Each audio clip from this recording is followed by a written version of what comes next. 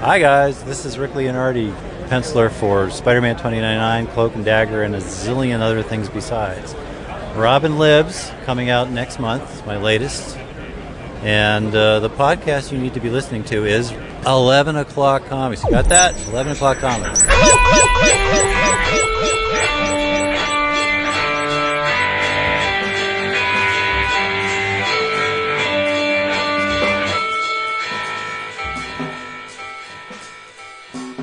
Incredible.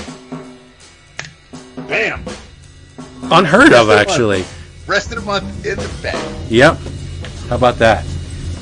I hesitate to say unheard of, because it's kind of like Beetlejuice. You know, if you say the name too many times, Beetlejuice will appear. If I say unheard of, like Jason will pop up from somewhere. He'll just appear out of nowhere. He'll like be that guy. He'll be that guy meme of the guy coming around the tree, wiping his hand. You know, he's like. I don't know about you, but I see him as like a yard gnome, like this little tiny Jason Wood yard gnome. Mario, where do you fall on Beetlejuice? Fan? Not a fan? The first movie, I love the first movie. I have no problem at all with that first movie. Love you, bro. Okay. All right. I mean, I don't. Why I don't know is? if you can go home again with the sequel, Yeah. but. So, love you means you agree with me, so I love you. So now you don't love me. I didn't say that. I'm guessing. Well, ask me the same question. I already know. That's Yeah, why I'm not a fan of I already know where you and Jason stand on it. Yeah. That's fine. I find the original painful. I like to know that I'm not. It's nice to know that I'm not alone. Is what I'm saying. Oh, no, you're never alone. You'll never walk alone. Remember when you looked down on the sand and you saw that 1 foot of footprints? The footprints. Yeah, it's when I was carrying you. Wait, I got to do the thing. Stop. Hey, everybody. It's 11 O'Clock Comics, episode 939. We are all over the place this episode because the cat's away and the mice gonna play. And I'm Vince B. You are Vince B. B don't stand for doozy. I am David A. Price. And what? Is that the pitter-patter of little feet? Who can it be? No, that's Peter. That's, no. Hi. It's Mario. I've got the horse right here. His name is Paul Revere, and here's a guy that says the weather's. This is my Howard Chaykin, by the way. I know. Can do. I knew it as soon as you did it. I'm like, he's doing Howard.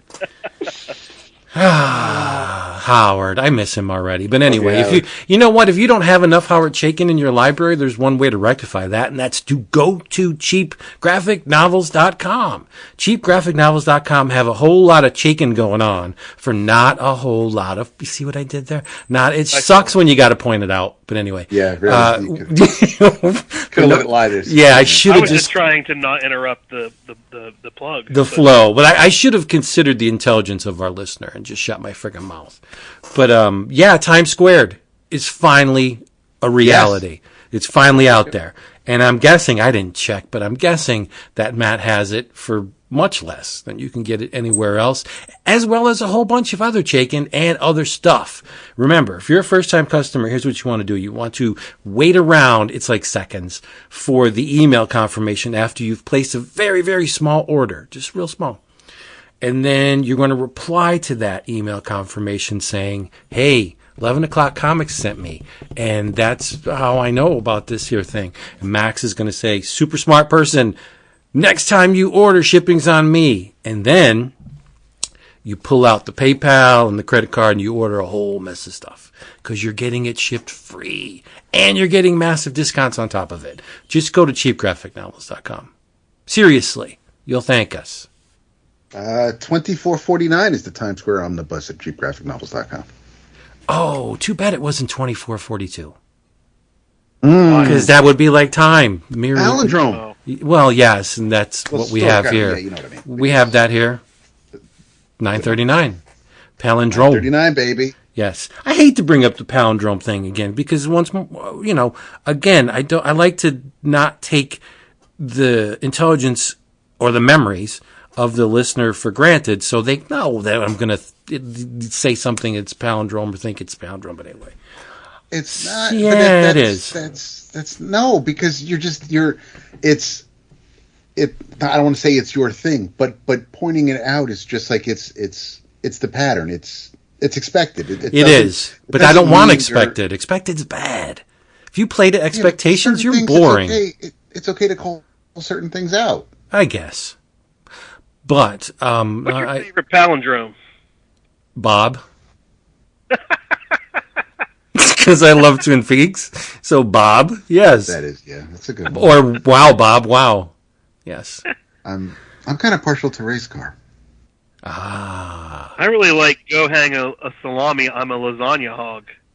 Now see, you're getting very detailed. Did you just Google that or something, or you actually knew that? No, I actually knew that. It's from a Weird Al song. Okay.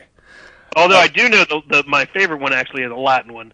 That is Gerum imus nocte e consuminer igni, which is backwards. It's, Latin. It works backwards as well, and it's something about going around in a circle and being consumed by the fire. See, that's a very good one. I'll have to look that one up. But it's odd because I love the whole concept of the palindrome, but symmetry drives me crazy.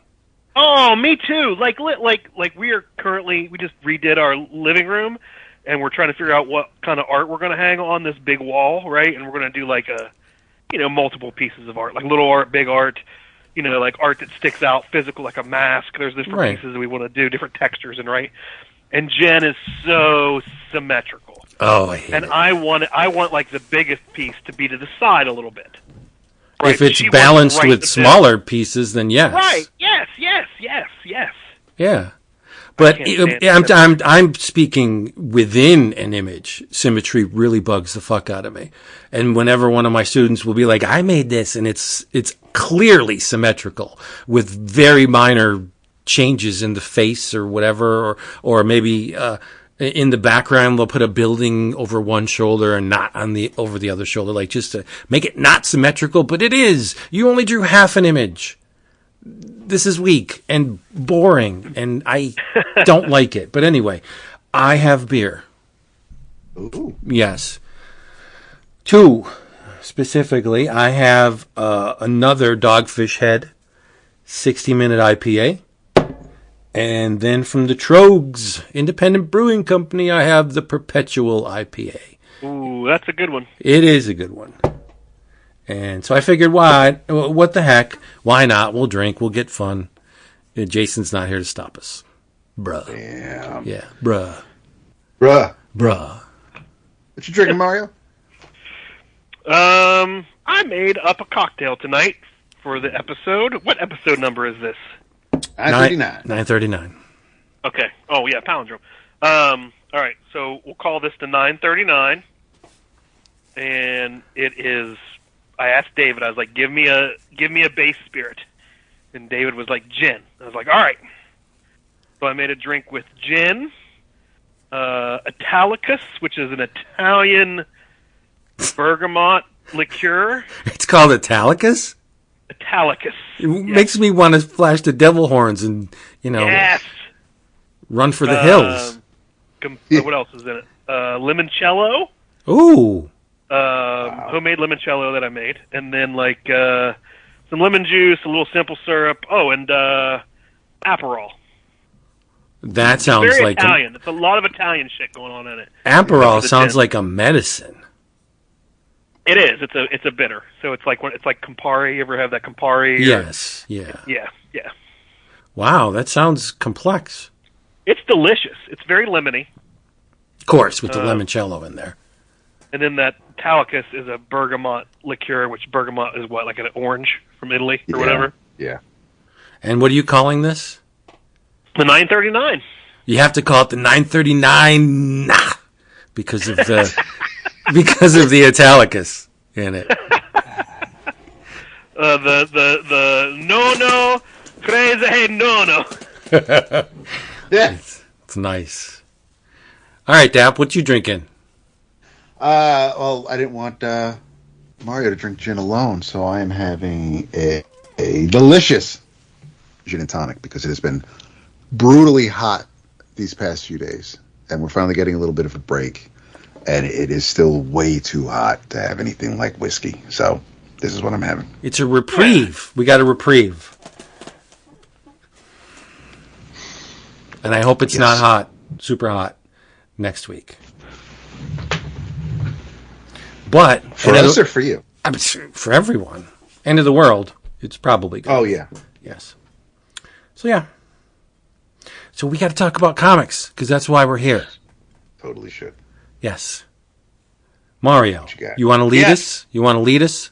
Yeah, I can lead. Not into temptation, though, but lead us. Oh, I will. I will lead us into temptation and deliver us from evil. Not with that book you got. All right, so as I read, all right, so I noticed in the previews a while back, you know, like Vince, I'm a fan of the Floating World books that they put out. All the stuff they curate, it's typically pretty good. I don't think I've ever purchased anything from them that I was just like, ugh. You know, some's better than others, of course, but I saw a book in there, and it was interesting to me, and it's what this is. It's a trade paperback, and it's called Vendetta, Holy Vindicator. So what this is, okay. Steve McArdle is the artist and writer. This is the 30th anniversary of this book. It came out in 1994, or 3 maybe. Love it when they do this. When they pull out the old stuff. You might have these issues somewhere. Who knows? Yeah. But it was, I mean, the description of it, and the description on the back, there's a bunch of words that just crack me up, because it says, skulls, spikes, motorbikes, insectile spawn, demonic rituals, chains, more chains, and Satan. I mean, wow. It's like everything we love. It is perfectly 90s. It is so 90s small press. As far as I can figure out, so like, Vince, do you know about this Power Comics, this group of people that have partnered with Floating World? Like, a lot of those books that have come out in the last year or two that are older stuff that they're putting out, I guess, is spearheaded by this Power Comics. Yep. And I guess it's like maybe a YouTube channel that they look at these small press comics from the 80s and 90s, and they look at these weird and wild issues from this 30, 40, 50 years ago. You know, that they have this idea that, you know, these comics are these homegrown comics. They've aged well, and they're fringe outsider art, right? Yeah, it's not far removed from the kayfabe approach. Yes, totally. Yeah, totally. I'm not calling them biters, but the formula is similar. Yes. Yeah. So I guess the guys behind these Power Comics, they write in their introduction. They have an introduction to this volume, and they say, "We explore and now publish the weirdest, wildest, and most woefully neglected issues from that bygone era, with the firm belief that these once forgotten works and shattered dreams now have a perfectly aged into the finest wine of outsider art." Yep, love it. And this is definitely one of them. It collects the collection, really, you know, from these comics from the 1993, 94. The comic was originally called just Holy Vindicator. It was 4 issues, and then there was a follow-up one-shot called Artillery, which is a character that shows up in it. Of course it is. Artillery. Yeah. But this book is it's something. I mean, it's very 90s. I mean, it came out in the 90s, but it also is very 90s. It's very early Image. It's quite Liefeld-esque. You know, it embraces those cliches and those extremes, you know, from the 90s. Yep. That were happening without taking itself super serious, but also it's not, I wouldn't say it's farce or parody either. Like, you know, it's... At least at the time it was created, it wasn't... Correct. Yeah. Correct. Now you can... Yes, absolutely, yeah. You know, McArdle originally published this, you know, it was self-published, his own money, you know, self-distributed himself under a comic imprint that was called Red Bullet Comics. but it's nuts. It has, it's got your classic derivative heroes and villains of the 90s, big guns, pouches. It's real high on action. Yeah. And it's got some classic dialogue like since they have taken the liberty of canceling all of my access codes, I'll just use my access grenade. Because that works. There's quite a few of those, like, David Caruso on CSI Miami lines, right? Oh, where they're just painful. Like, yeah. oh, it's so good. It's so good. I don't know how, I don't know how reading this now would be without, like, reading those comics from the 90s. Like, if you just picked this up and you didn't read those 90s extreme comics, I don't know how it would sit with people. I think that stuff is pretty pervasive, though. Even if you didn't read it, you at least more often than not, I would think a pretty savvy comic reader would at least know where it's from and the importance or the ridicule factor of it. A lot of people like to put that shit down. We love it, right? People that would pick it up today. People like, here's who I could see picking this up today and really enjoying it. Like those dudes that are real into like heavy metal and bikes and tattoos, and they read it and they're like, oh, this is badass, right? It might get that kind of vibe from people. But it's real visceral. It's not thought provoking in any real way, right? It's just fun, right? The plot is basically you have this character named Vendetta who just shows up at the beginning, and you find out that he was this scientist named, what was his name? Damon Scott, and he worked for a big corporation called Chemicor. And while Damon was there, through his genius, he created lots of chemicals that made the company and its CEO or president, whatever, guy named Roger Stone, who has a black eye patch, made him a lot of money.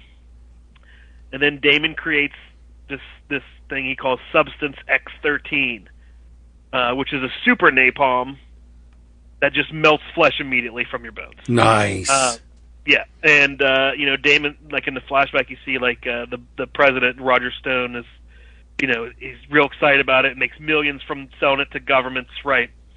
But then Stone decides he didn't want to keep Damon Scott around anymore, so he exposes his face to the chemicals, to Substance X13, and it starts to melt his skin away, and he jumps into these icy waters, and he survives.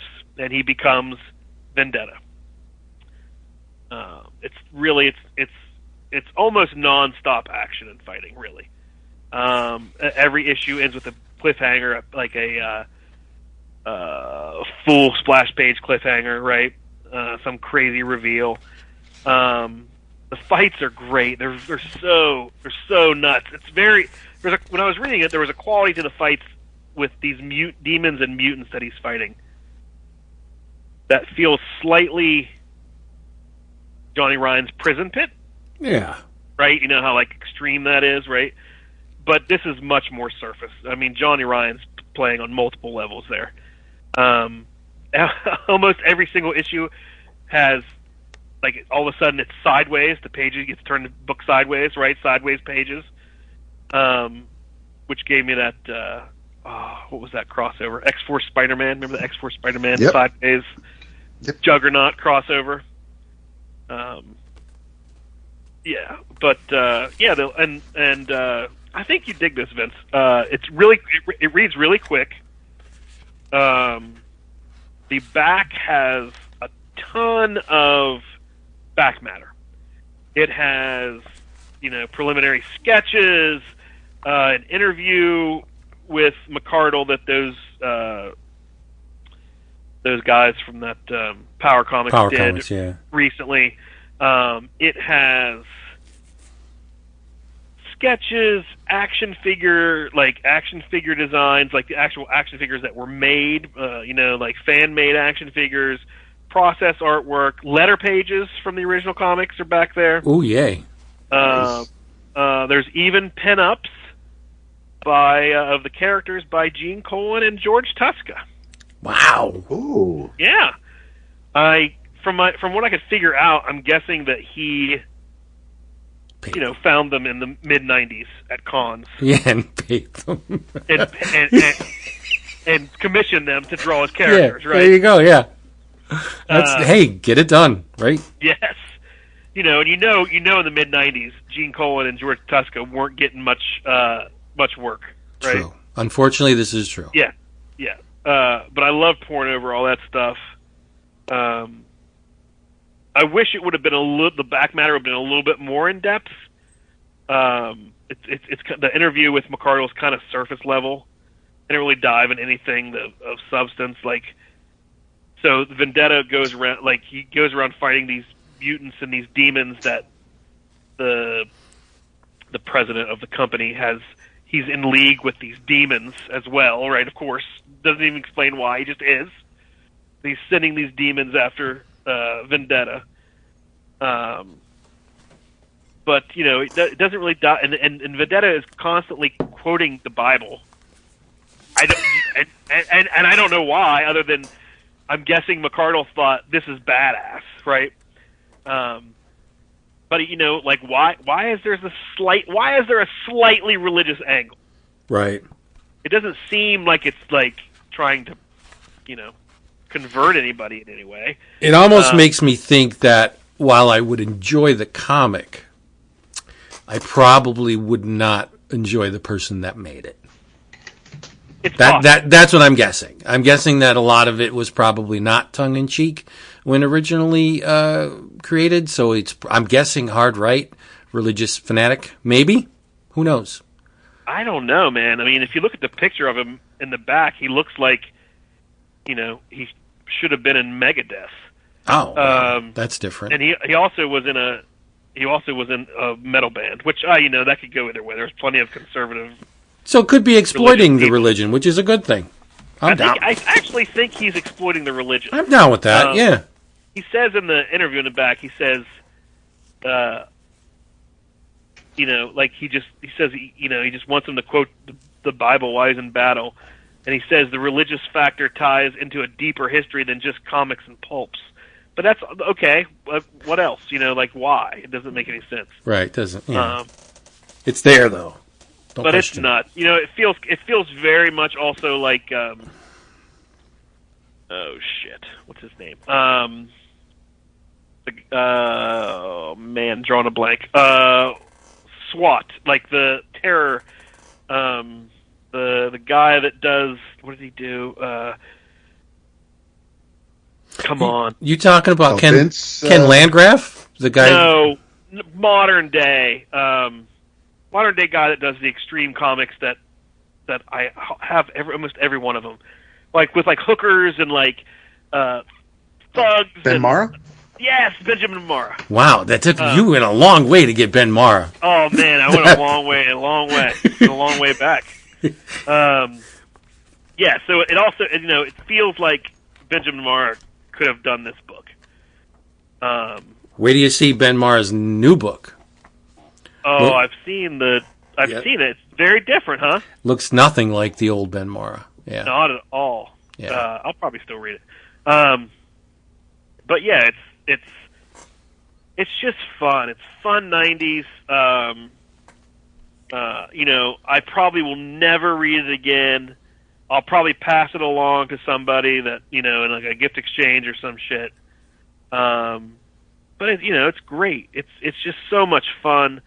And what I'm excited about is that I just saw when I was looking up some stuff about it, trying to find anything about it, which you can't really. It's hard. You can't really find anything about it. Essentially pre-internet. But I saw that there is I think it'll probably be in next month in the previews that's coming out in the next week or two, a new one-shot from Floating World.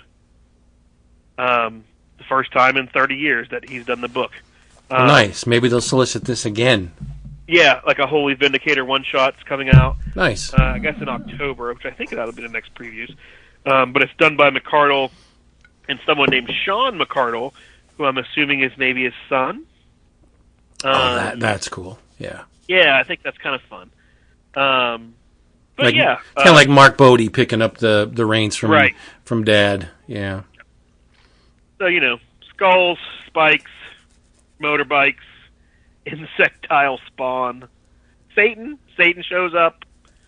Lots of just big, crazy bad guys.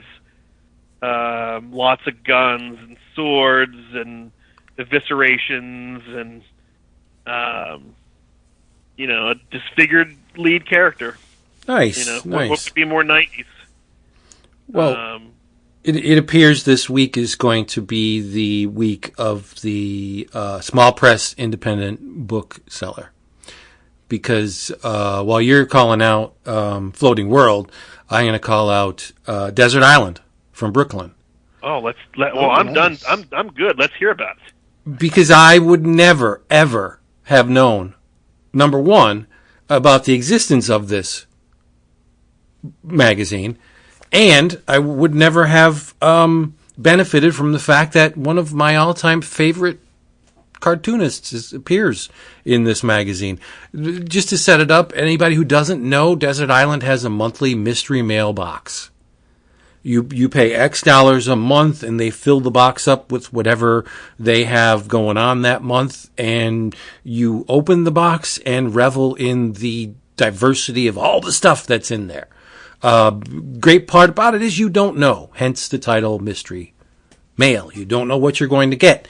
So this was specifically created for the Mystery Mail. On the inside front cover, it says, this edition was subsidized and distributed by Desert Island's Mystery Mail subscription service. Now, if you go to the website, the publisher's website, the cover for this issue, it's sold out on their website, is different. I'm thinking that maybe the initial print run sold out, and they printed it again just enough to meet the demand of the Desert Island Mystery Mail.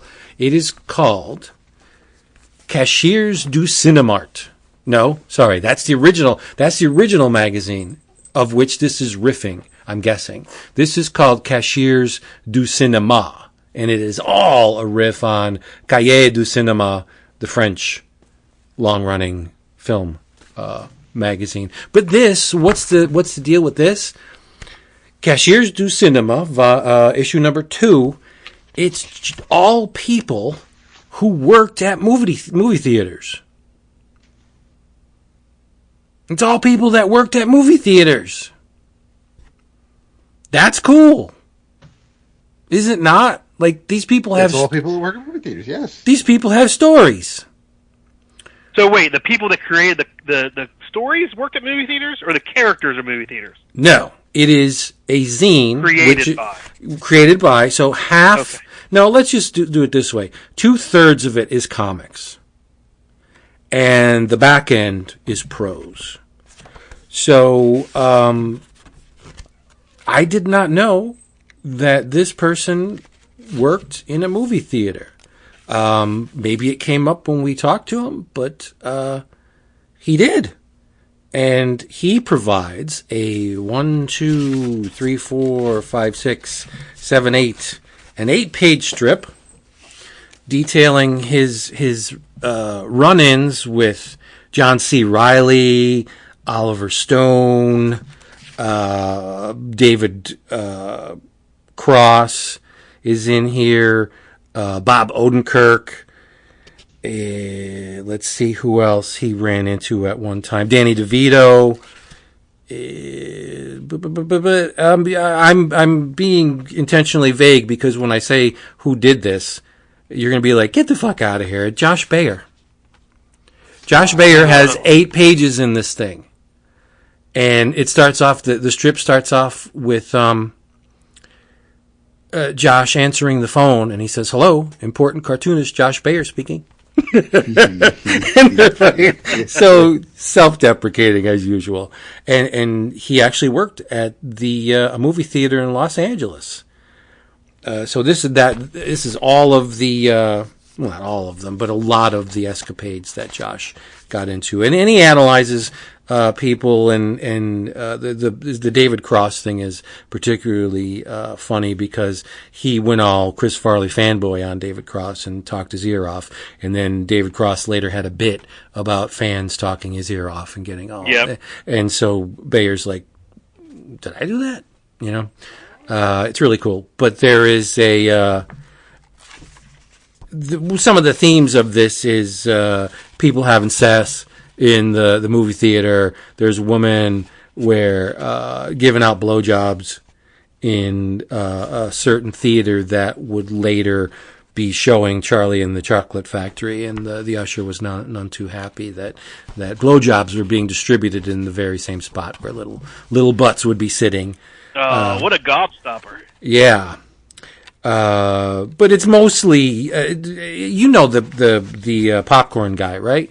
That one guy that used to do the tricks with the buckets, and he went like viral on TikTok, and I don't want to call it famous, but I know the guy, and many people know the guy because of his popcorn antics. There's an interview with the popcorn guy in here. There's a tipped-in poster, which I haven't got up the nerve to take the staple out, so I can't really. It looks very detailed. I can't really say what it is, but it's a tipped-in poster, and all of this and more was provided in this little zine in my Desert Island Mystery Mail. Now, unfortunately, I'll provide the link to the publisher, which is. The publisher is Obvious Fake Press. And like I said, in case you're those type that likes to beat themselves up over things they've missed, because like I said, this issue is out of print, I will provide the link, so maybe you won't miss another one. How about that? And it's a great little magazine. And I, again, would never have known about it if not for the wonderful people at Desert Island. So... Cashiers du Cinéma from Obvious Fake Press. Go check it out. And issue 1 is out of print too, so I'm providing zero help in getting these things. I'm like looking at the website, like, why are you telling me about this? We can't buy this. No, you can't get it. But let this be incentive. Sign up for the Desert Island, and now this could probably be a very popular thing at Desert Island. Because they do consignment, they take on other people's magazines all the time. So you probably can get this at Desert Island. So maybe if you want it that bad, give them a call, and maybe they have it. But if not, you should be plugged into the Desert Island Mystery Mail. All right, you've talked about this before, and I meant to ask you about it here. Tell me about. It's just a subscription box every month. It's a subscription box, yes, but you don't know what you're going to get. And I think, if memory serves, it's $38, and that is every month, including postage. So they do their best to give you far more than $38 retail in items in the box. Now, however. Last month was there was a Winsor McKay book from Checker in there, which yes did have a $19.99 retail, but those Checker books have been on remainder forever. Like you can pick those up in bulk, and if you get a really good deal for like $2 a piece. So they probably got a pallet of them, and just transferred them to the mystery mail. Like they have to make money, I get it. So you'll get stuff that's off the beaten path and really hard to get. Like when they do the Smoke Signal magazine, you'll get that. Always get Smoke Signal? You always get Smoke Signal, yeah. Well, see, that might be worth it, because that's like $12 or $15 as it is, right? $10, yeah, but then if you get just that with the postage, it comes out to be more. But yeah. And then last month, 2 months ago, you got the 2 art books that I talked about. The Tetsunori Tawaraya art book and the disgusting, dirty drawing one with all the penetration and erect peni. But here's the way I look at it. You'll get a great month, and then you'll get a month that's like, oh, this is kind of cool. It balances out. don't ever, if you're going to subscribe to it, I've learned the hard way, don't ever cancel it. Because as soon as you cancel it, something really hot comes down the pipe. And then you got to get back on. So I think it's worth my $38 a month. One of the things, the best things is that I don't know what I'm going to get. It sounds like a pitch from Desert Island. They're not paying for this at all. This is 100% truth in advertising. I use this service. I love the service. I think people who are attuned to the kind of stuff we talk about on 11 O'Clock Comics would like the Desert Island Mystery Mail service. That's all I got to say. So I think you should look into it. I wouldn't have made my Josh Bayer collection complete without this book. And that would be a crime. Because Josh Bayer's world's greatest living cartoonist. There you go. There you go. And he's very important. So there. He is. What you got, Dap? Well, I blame you. I learned it from watching you. Of course you blame me. This is because I just decided, you know what, let me see what's going on. Let me see what I've been missing. I'm not saying I'm all in, although apparently it seems that way with this new weekly event happening. But oh, I know why you're going to blame me. Just don't get too specific. No. I'm not talking about the current miniseries. I'm going to talk about the one that just wrapped up. Oh, nice. Yeah. So, Spider-Man 2099. Basically, I don't really recognize the character, really, unless Peter David is writing him. And there was a recent 5-issue miniseries called Symbiote Spider-Man 2099, written by Peter David, art by Rogé Antonio, colors by Sebastian Chang. And this is weird, and it's way more violent than I remember Spidey 2099, and it's way more violent than I really remember many things written by Peter David. And I mean, I've been a fan of his, whether it's Star Trek or Incredible Hulk or X Factor or the OG Spidey 2099, but this was weird, and it was there's a lot going on in these 5 issues, and apparently it picks up after this big flood that happened in the 43rd issue of Spider-Man 2099, and there's Roman from Atlantis who has a symbiote, and he's running around, flying around, terrorizing Nueva York in the year 2099, and Spider-Man does stop him, and he retreats back to Atlantis, although the symbiote basically leaves him. And then we're also, if you're not familiar with Cronstone, he plays a pretty big part. And I'm going to dance around a couple things because I don't know, since I haven't read, with the exception of the recent Orlando miniseries and now the current, I haven't read a whole lot of Miguel O'Hara in recent years. I'm more familiar with the Spider-Verse Miguel these days than the one in the comics, but there seems to be some changes regarding or some revelations as far as the O'Hara family, and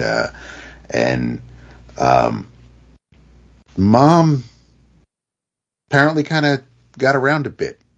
So again, I don't know how much of that was known before this, but it was kind of a whoa moment for me. But you get a whole bunch of 2099 characters in here. After Ravage. Well, I won't say that yet, but I will say that when after Miguel beats the hell out of Kron, shocking Stone. Kron goes home to lick his wounds, and while getting ready to take a shower, he gets attacked from behind, and his face goes face first. He's thrown into a mirror, and the person doing the damage is tells me, it's 7 years bad luck. That sucks. But the good news is you're not going to live another 7 minutes, and it's Punisher. It's 2099, looking a little bit like Tom Morgan drew him. I was kind of there was a nice little callback. So this is all in the first issue so far, and they the Punisher is basically kind of telling him his life story a little bit while he's beating the crap out of him, talking about somebody that he was in love with. We're going to take a family vacation to Norway, and now we have nothing because of. So he's blaming Kron for the unfortunate incidents in his life.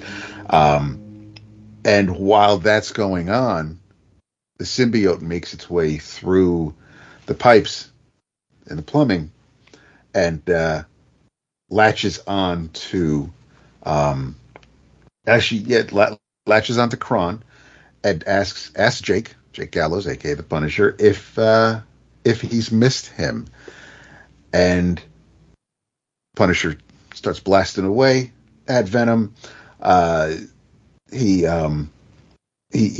falls out of a window while trying to get away from him, because his hover bike is there. So he thinks he's getting away, but no, he doesn't. And spoilers, the first issue of Symbiote Spider-Man 2099 looks to be Punisher 2099's last issue.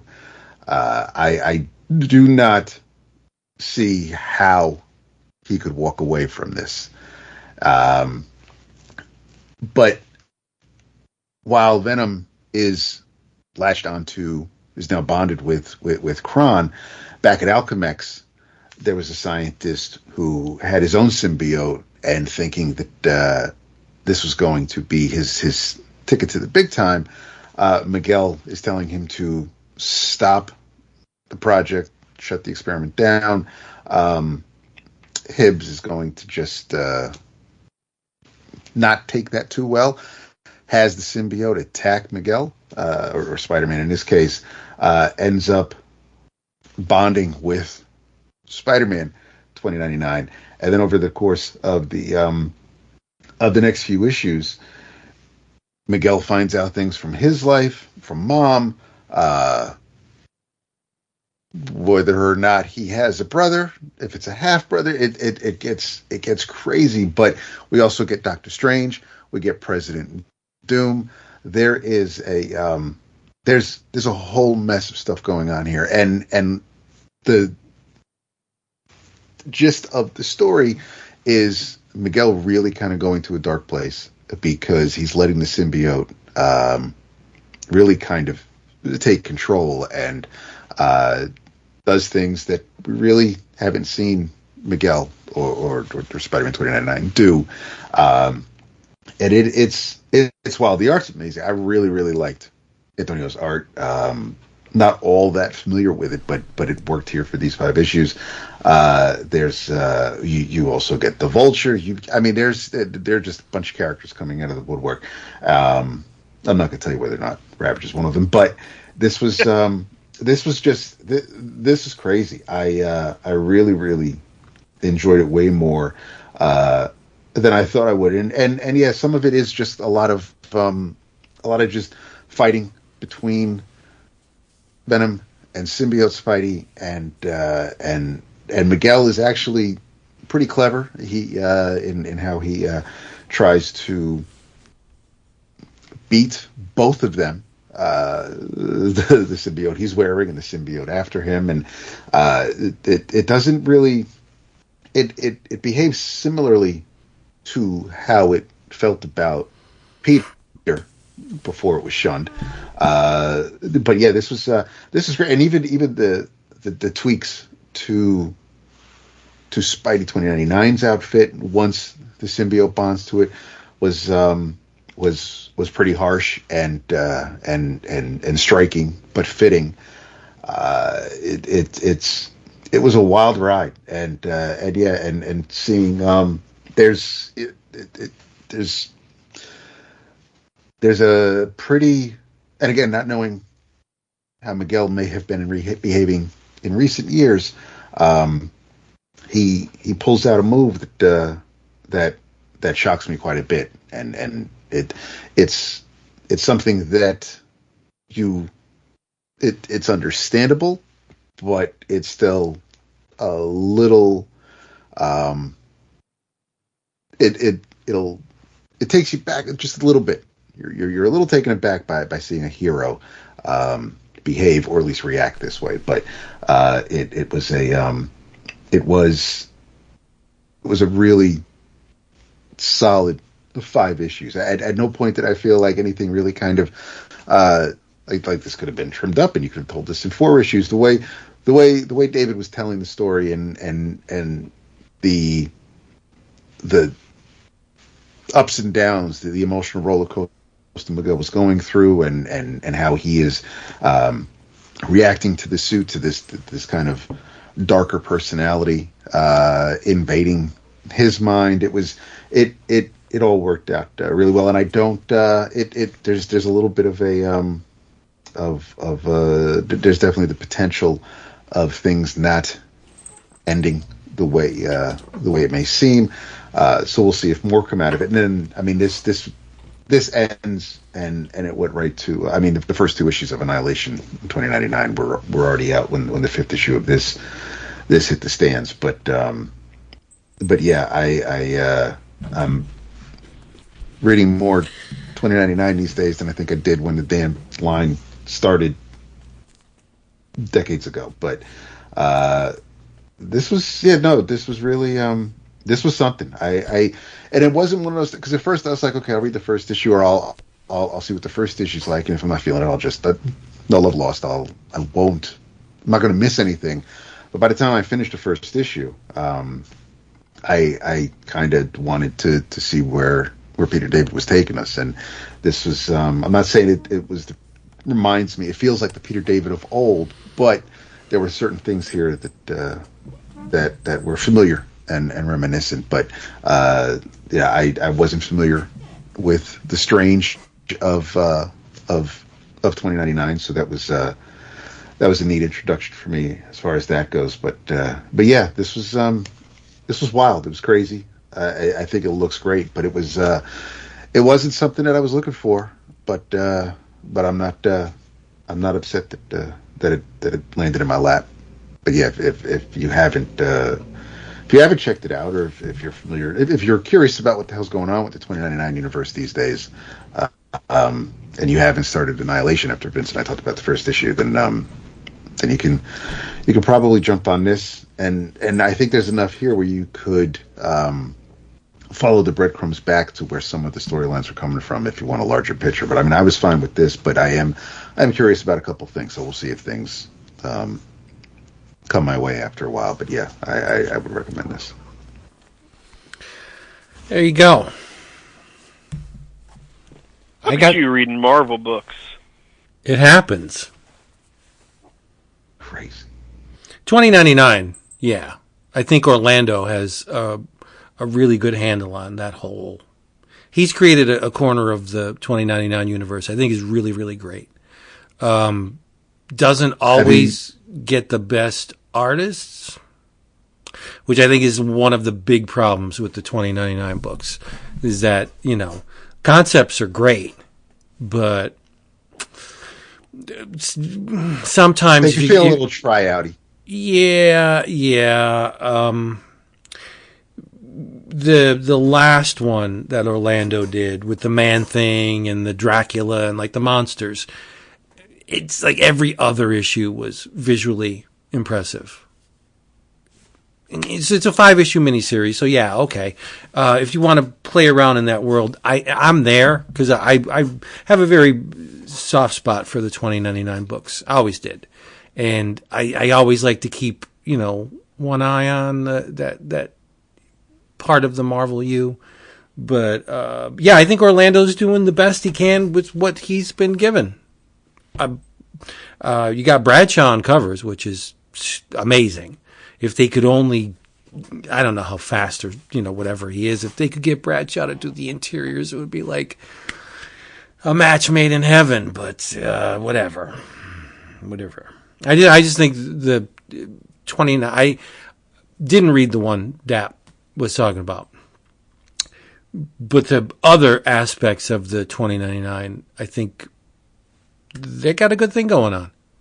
And now it's, it seems to be clicking because Annihilation 2099 isn't even over, and they announced the next one. Like, what? Somebody's buying them, right? It's true. I got something, that, again, off the beaten path. And I'm going to give the listeners a glimpse into what goes on our Slack. Because when I saw this on the Insta from one of my favorite booksellers, hard to find, rare books, a lot of them from Japan, 50 Watts Books. If you're not familiar with 50 Watts Books, I'll put a link to this book specifically, which is not out of print. It is available at 50 Watts Books, but buyer beware, it's a little on the expensive side, but you're going to get what you pay for. Anyway, when I saw this book offered through 50 Watts, I was like, oh damn, I gotta have this. And then the description called it a soft hardcover. I was like, what? Wait, what is that? A soft hardcover? What are you talking about? So I assumed that maybe the covers themselves were board and the spine was actually paper, right? But needless to say, I ordered it anyway. Jay Tomio was like, yeah, it's a soft cover, but it's a hard soft cover. It's a new thing. And I'm like, why? After I got the book in my hands, I'm like, why couldn't you just say it's a flexi cover? Because that's exactly what it is. It's a flexi cover. The cover material is hard, but it's also bendable, right? And it's a flexi cover. Great. But there is a lacquer over or a clay coat or something over. It's a textured clay coat over the cover that is very, very durable. Like, this thing is going to last forever. And it's all in color, where the originals were in color. They're in color in the book. Anyway, it is called Roadside Daydream by Pao-yen. And it's a bit of a chameleon, this book, because while on the surface it's a monograph, which is a collection of one artist's work, the paintings included are grouped thematically, and they're given a title. So there's a group of illustrations called The Exploration in the Vacuum. And then there's a group called The Broken Body. And then there's a group called The Comfort Zone. And books and the contents inside. Now, when you have a bunch of single images grouped by theme, what is that called? What is it called? We talk about them every week. It's called comics, people. Jesus. But it helps my argument because Pao-yen is a sequential artist as well as being a painter. And this is a bilingual book. Actually, I think it's trilingual. There is English supplementary information available in the back of the book.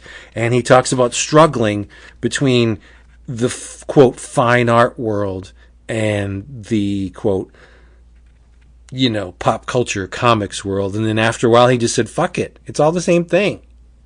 I'm just going to do what I do. I'm not going to label it. If I feel like painting, I'm going to paint. If I feel like doing comics, I'm going to do that. Sometimes the two will overlap, and that's exactly what this is. This book is a series of thematically grouped paintings that just so happen to be sequential. So it's comics. And like Brandon Graham, there is a whole universe being created here. The people, the denizens, or at least the anthropomorphic things wear suits. And more often than not, like hazmat suits, like protective suits. I don't think in a lot of cases it's because of a hostile environment. I just think they wear these suits, for whatever reason. But you can't see their faces in most of the images. And these characters seem to be seeking stuff, whether it's information or other characters or something very specific within the landscape. So yes, abstract, surreal comics that you can easily define the parameters yourself. I mean, you see that. Don't do it. My cat's going to jump right on my computer. You see the information being presented, but there's not a hard and fast definition of anything that's going on here, except for the book section. There's a series of images where it's just books and the contents inside, and you get to see them, and they look like service manuals or how-to guides to transverse these realms, or like a Barlow's guide to extraterrestrials, or cosmic anomalies. Like, it seems like these are the Encyclopedia Britannica for this very strange world that these hazmat suited characters traverse. It's crazy. The book was $50, and with shipping it was like maybe 60, little under 60. But in true, high end Japanese, the publisher's name's Mangasick, and it's printed on different paper stocks. There's a toothy stock, and then there's a slick clay-coated stock. But in the back, there's a comic which is not the same proportion of the book tipped into the binding. So you get it's little? Is it little? Yes, I love that. Like that. Does it come out, or is it just bound in there? No, it's bound in there. Okay. If I had erectile dysfunction, which I don't, but if I did, this would... You certainly don't. No, this would be the cure. Just tip in a small comic in a bigger book, and like the Hospital Brute that I love, they do that. Le Dernier Cri, they do that a lot. Mm-hmm. They will tip in these little pamphlet little books, and it just lights my whole universe. It blows it right up, and then I reassemble my molecules and I start my day again. That's how much that devastates me when you get a little book tipped in a binding. But anyway, I would recommend this thing. It is wonderful. It's so good. These days, I think this hits perfectly in that there's no narration. So I can delineate the story as I'm looking at this stuff. So, I mean, there's very specific shit going on here. There's the landscape is just tortured, as are the people. But so, I mean, it's not all like, oh, you could just say whatever. You can't. There's a specificity about this stuff, but there's also an ambiguity about it too, where you can just make it up if you wanted to. And again, it is sequential. So this is 100% comics, people. So check it out. Roadside Daydream, Ding Pao-yen from Mangasick, or manga from Mangasick, and it is still available at 50 Watts Books. So I'm not leading you down. I'm giving you a happy ending to this one, unlike the other. I'm looking at the images on the website. It looks pretty cool. It's I love this book. I love it so much, and it's a little bigger than Tankobon size. So I don't know the exact proportions of it, but it's bigger than your standard Viz manga, but it's not standard comic size. So I would say it's maybe like, I don't have a 6.1 by 8.5. Oh, there you go. Yeah, I think it's worth every penny, but it's a little spendy. It's $50. It's a little pricey, but I'm guaranteed. I'm going to play devil's advocate with you right now and say that this is an art book and not comics, but I am only saying that from looking at the few images that I'm seeing and not digesting the whole. Right. Are we going to have another Gabe Hardman fiasco go on here now? Let's not do that. When one image leads into another image, that, regardless of what you want to call it, that is comics. Whether there's a language employed within the comics that is very specific to a job being performed, if one image leads into another image, it's comics. Don't get all pretentious and hoity-toity. It's comics. Whatever. But, yes. What was I going to say? 50 watts. I did a little checking. This book is much more expensive elsewhere. But elsewhere being Japan. I mean, stateside, you're not going to find this book other than 50 watts. So you're going to pay ridiculous shipping charges from an overseas publisher or an overseas outlet, plus the list price. I've seen more everywhere else. 50 watts is the way to go. If you want this book, this is where you should get it. And again, they're not paying for it because I love 50 watts. I use them. I believe in them. And I think other people should know about them. Roadside Daydream, dickheads. Go get it. Do it. Yeah. What else do we have? I think we're going backwards now, so it's probably Mario's turn. Yeah, I can talk about something. You have a couple of. Let's talk about this. Guess what, guys? I don't know. I don't think you guys have talked about this before. And if you have, just stop me. But I did find it. Sometimes it's very, very hard to find, from what I've been told. But I read a Fantagraphics book. And that book that what I'm implying by saying it's hard to find. This book is called The Clitoris. Wow. Have you read this book? No, I haven't. I think Jason did. It. I know right where it is, but I think I just don't want to go there. I think Jason read this. Did you talk about it on the show? Long time ago. We could do a check, but I don't. I mean, your opinion's definitely going to be different than Jason's. Yeah, I mean, it's it's interesting. Danish comic artist Rikke Villadsen. It's a surreal dream, like a fever dream kind of thing, that explores like sexual identity and gender. But the short description of the plot, I would say, is there's this woman who has an encounter with like a tattoo artist at the beginning that, kind of leads to a weird pregnancy that she ends up vomiting out this baby at the beginning. First she vomits out a placenta. Wow. That's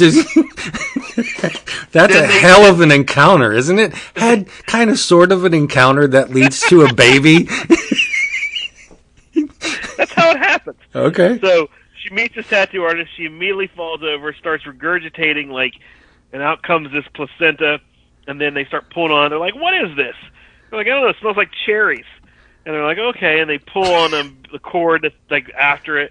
And then this like little tiny little baby just like flops out of her mouth. And then the placenta starts growing, and it turns into broccoli. Wow. It's odd, right? And then it's very much dream. It's very much a dream type thing. I mean, the first chapter itself is called the first dream. but it's I certainly do like the visuals here. Yeah, it's like it's pencils, right? That's pencil art. It's very raw, graphite. No inks, no color. Think Emil Ferris is my favorite things in monsters, like kind of without color, right? Not the same kind of art, but the same look-ish, right? Very pencil driven. It's told in like a series of dreams, I think. The main character's name is the same as the author's name, Rikke. That's how you pronounce it. Her breasts are out pretty much the entire time. My kind of girl. In the fourth chapter, it's also almost like a drug journey, right? On a psychedelic, right? In the fourth chapter, she meets this little spiritual guide in an opium den. He's this little blob guy named Frank. He also calls himself the father of dreams, but he's this little blob of a guy. He kind of reminded me of like a cross between Quato from Total Recall, the guy that comes out of his belly. Quaid, that guy. Free Mars. That's the best Sharon Stone has ever looked, by the way. Oh, absolutely. 100%, yeah. Yep. He also kind of reminds me of Chet from Weird Science when Chet is that blob. Oh, God. Oh, God, I love that. How about a nice greasy pork sandwich served in a dirty ashtray? Wow. Remember that? Yeah. That movie? No, I feel like we're getting a little bit of stand-up, which is good. Oh, no. No. That's just what's his name that is no longer with us. What's his name? He's Paxton, not Paxton. Pullman? No, Bill Paxton's dead. Yeah, it was Bill Paxton. Yes, right. Yeah. He also kind of looks a little bit like Hedera from Godzilla. This little guy. It's really weird. I've seen more Bill Paxton the past couple months than I have in like years, because they recently did an upscale reissue of his very first movie. I mean, he's not the star; he's just a bit player. But it's Butcher Baker Nightmare Maker, and I'm like, listen, I'm watching. I'm like, holy shit, it's Bill Paxton. Plays a homophobic person who may be homophobic on the surface, but using that as a screen to homo himself. Yeah, which is cool. But it's a good movie, but it's not a Paxton vehicle by any means. But he just showed up, and it's like, oh, okay. Sorry, I've interrupted. What's the movie called? Butcher Baker Nightmare Maker. Butcher Baker, like the comic? Butcher Baker Nightmare Maker. That's okay. Yeah. Yeah, but this book is, Frank discusses opium with her and tells her that, he also has LSD and hashish and ayahuasca, so I wonder if it's nice. Drug fueled. Right. Then all of a sudden she's in Korea in 1954. And there's a bunch of GIs and this weird food buffet with a bunch of phallic-shaped foods that the GIs love. And then she goes on, disguises herself as a pilot, and steals a plane. And I gotta read this now. Damn you! You cost me money. I don't know if you'll like it or not, Vince. I think I will. No, don't. Jason does that too whenever Fantagraphics is mentioned, and Fantagraphics is on the upswing with me. Because there's I was looking at the previous catalog this month. There's more Fantagraphics than I usually order this month. Like I got the friggin' Donald Duck stuff because you have to, and I got that. What is it? Occulta. Looks really good. The word occult is somewhere in the title. It's either occulta or occulto. About there are two worlds. There's the waking world, and then there's this hidden realms beneath what we see. And like that's, if there's ever a shout out to the way I think, like that's 100% for me. So I was like, wow, Fantagraphics. And now you're mentioning something that's very similar, or you're detailing a book that's very similar. Like, have I been asleep a little bit on Fantagraphics? Maybe I have. Yeah, or maybe it's just you're at a point right now in your life where it's hitting with you, right? And then maybe 2 years from now it won't, because that happens to me all the time too, right? I go in these cycles of things that I'm digging and things I'm not. But I really enjoyed this book. It's got a lot of vagina imagery. There's starts out in a canal that she's standing on this shore, and there's it's got a lot of vagina imagery. It starts off in a canal. There's this wooden wall, and she's like, "Oh, there's got little knot holes in it." And she's sticking her fingers in the knot holes, but you know what it is. Sure, it's a vagina. Right. But I enjoyed it. There's also when I was reading it, I don't know why I thought this when I was reading it, and it might have just connected something in my brain. But I got like a very uncomfortableness, like a Pim and Francie uncomfortableness from it. Ooh, not the art style, but just like the tone. Right. Not as dark as Pim and Francie, but like just that uncomfortable feeling. It's very good. It's she has a couple other books that I've never read. I think this is her most recent one, but it's it's very introspective. It's little f feminist. It's the dudes are all drawn. The dudes are drawn. None of the dudes look good. Like they're all like they're all drawn very odd. I think it's a lot of fun. I'll send it to you, Vince. I'll send it to you. You don't have to drop that. Mail. You don't have to do that. So what was I going to say? See, you got all gift-givey, and then you knocked me off my what I was actually going to say. Yeah, it's gone. It's lost forever. I'm so sorry. That's okay. It happens. Oh, I immediately, something that really, I knew I was going to enjoy the book because I opened it up, and on the first page, it has a quote, right? Like a quote from an author. But it's a quote from Ursula Le Guin. And, God. You like Ursula. Ursula Le Guin. You hate Ursula Le Guin? I don't hate her, no. I mean... I've read a fair amount of her books, so I mean, for me to devote that much time to an author at the expense of other authors, then yeah, there was a point in my probably in my late teens where I was really into Ursula Le Guin for a while. I haven't probably read any Ursula Le Guin in 30 years, but there was a time there when I was really into Ursula Le Guin. I think everybody can claim that. Yeah. Of a certain age bracket. I've had this book for a while. I hadn't read it yet, but I finally pulled it out. I pulled out the Clitoris. And now I got to put it back on the shelf and not let the kids see it, because I feel like it's odd that Dad's sitting around reading this book. Right there on the cover is this woman standing, with her breasts out. Big words, the clitoris. I'm writing a commercial in my head as we speak, where you're in your easy chair reading the clitoris with the nice little blanket over your legs, and Jen walks by the room, does a double take, backs up, looks at the title of the book, and just goes, "Oh yeah." He found it. Oh, Daddy's going to get a little bit of extra attention tonight.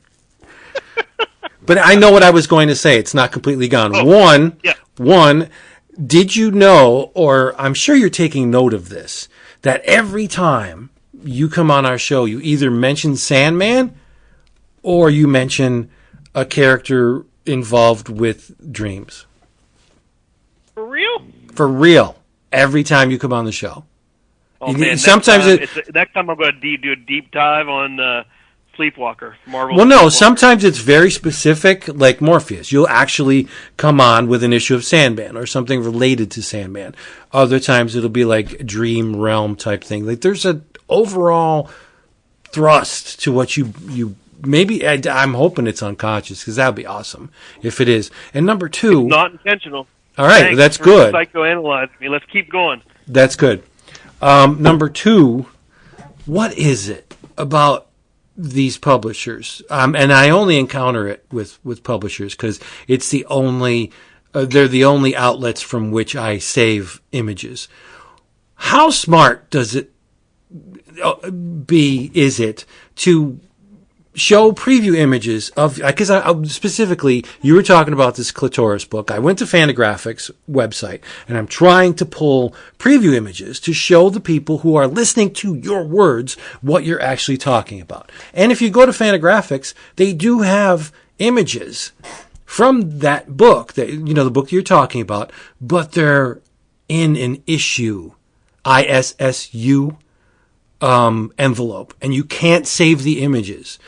I can do screen captures, but who the frig wants that? You can't just right click on them, save image as. Why are publishers so stingy with preview freaking images? You want people to see these, right? Yeah. Hence the fact that you're doing this little preview thing. And it's the WebP format that really pisses me off. It's this issue envelope that they wrap their images in this proprietary format that makes it very difficult for people like me that wants to show other people what's going on. I don't understand it. It's promotion. No one's going to be able to profit unless you're making a T-shirt. Then I can understand where they wouldn't want this image to be full res. Right.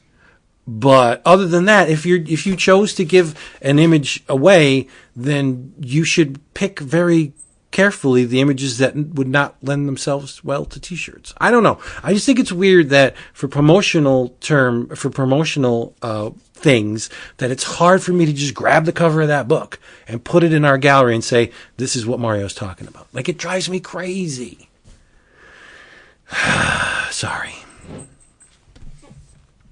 But I'll then just take some pictures of it and send it to you. No, I have the cover. People, if you want to see more about this, I think anybody that's interested in this book will go straight to Fantagraphics and, look it up. And through normal channels, but go ahead. She plays with, the art as well, like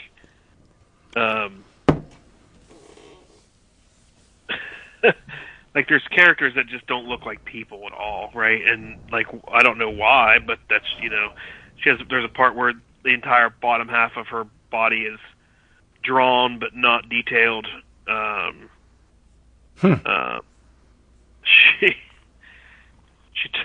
one part where she says, where does she say it about her throat?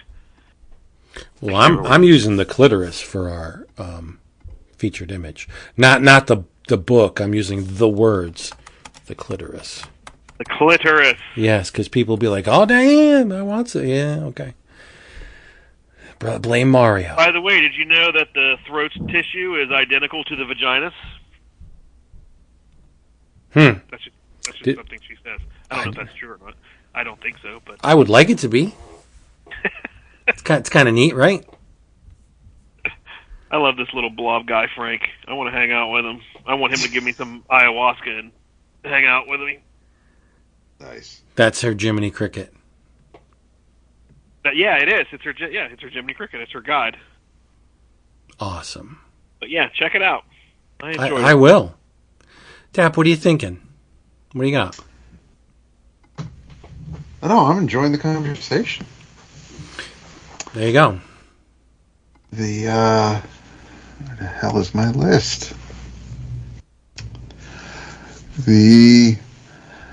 What was it? So, one thing that I was looking forward to, and that is because Vince, you and I you have an exclusive preview access to it. There was nothing preview about that. He read the whole fucking book to us. He did. He not only he read panel by panel. But he basically gave us a rundown. He gave us a synopsis. He told us everything that was happening on every page, as if like. And you see, this is going to play out in the next issue, but you won't see that because it's not drawn yet. So what? So we have from the DC Vault, Death in the Family, Robin Lives. Not written by Jim Starlin. Not drawn by Jim Aparo, obviously. This is written by J.M. DeMatteis. Art, pencils and inks, which I really, really, really like Rick Leonardi. However, I really love Rick Leonardi when he is inked by someone other than Rick Leonardi. This is still, you can still tell it's Leonardi. He's got a very distinct style. I like it a lot. I don't know if this is, if this scratchy, not rushed, not unfinished, but just it's definitely not as smooth and delineated as when he's inked by Williamson or Danny Miki or hell, even Al Milgrom. There's just it's not off. It's just different when I think of Rick, and that's for a story like this.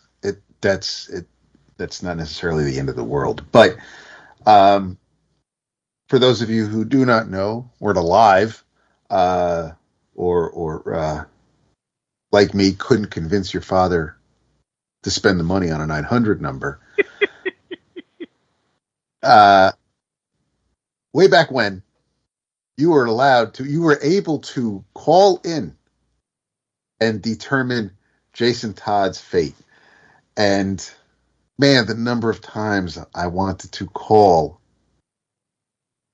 so that the Joker succeeded in snuffing out this brat, I cannot tell you. But if you're familiar with Infinite Crisis, of course, Jason Todd has returned. He's now the Red Hood. Life is good for those of you who are fans of the character. So back then, there was a whole thing where Jason Todd's mother, he found out who his mother was, and he went to go find her, look for her. At the same time, Joker was given diplomatic immunity over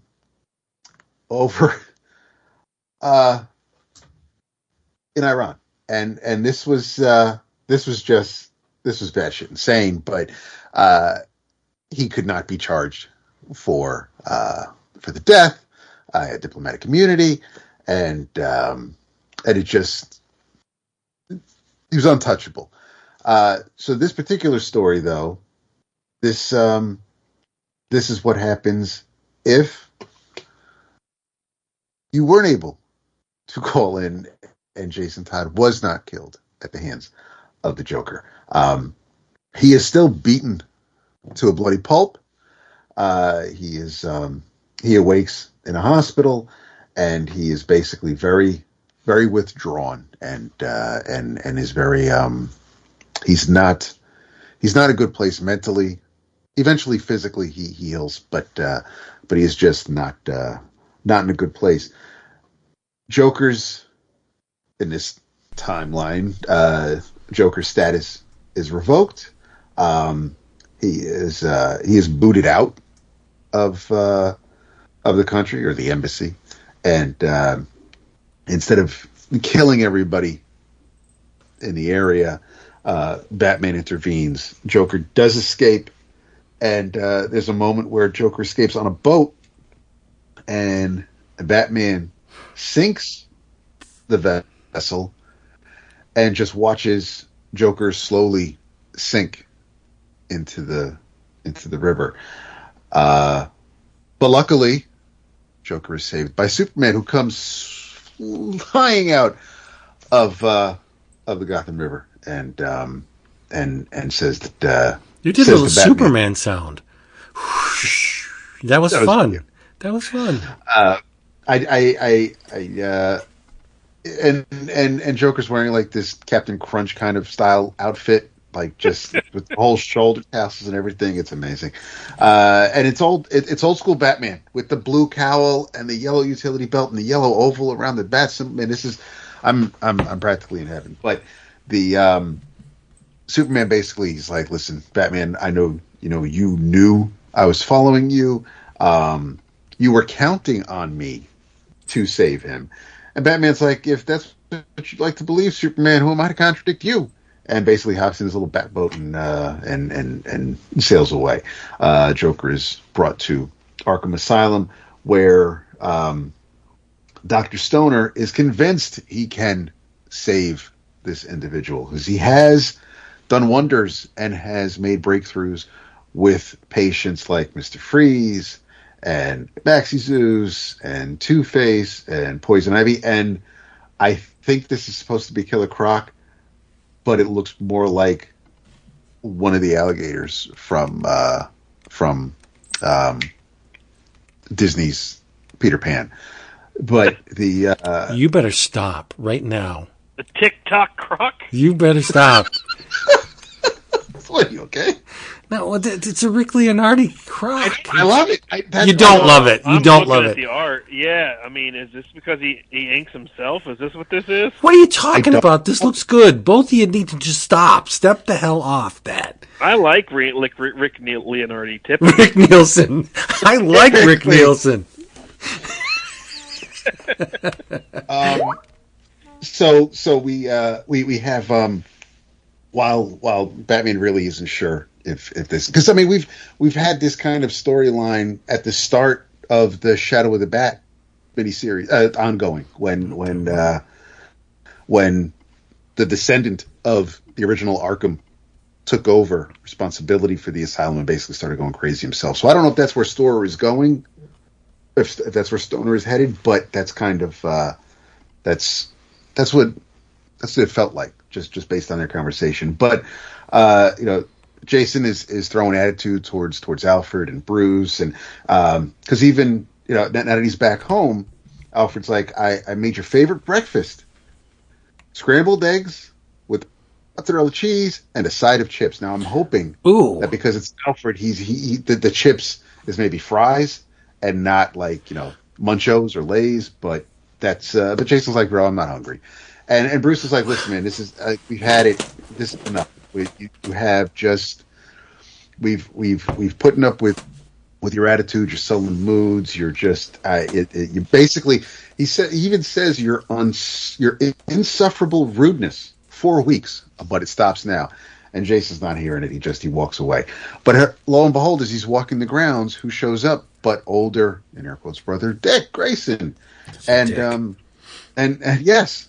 Well, we've already had the Clitoris book. Yeah. So now we have Dick and Jason walking around the grounds, and there seems to be a breakthrough. And this is all being narrated. We don't hear really the conversation, but it appears that the things are, the older brother is soothing the younger brother, and of course, time heals wounds, but this was definitely a step in the right direction. And they bantered as brothers. They laughed, and when they were done, it says Dick was certain that Jason had turned a corner, that with a little time and care, the boy would be his old self again. He was, of course, next page, spectacularly wrong in bold letters. But there's a Dr. Saraswati Dev who she comes by the manor because Bruce needs help, and he's going to tell as much as he can without giving away the secrets. But he wants to be able to connect with Jason. He wants to help his boy, who's like a son to him.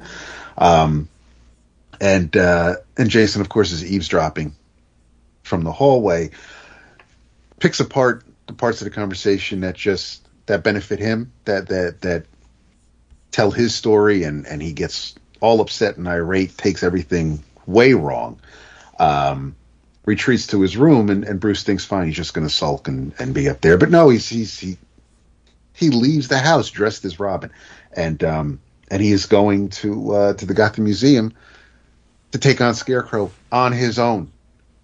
And basically, this is exactly as Rick explained it to Vince and I at Heroes.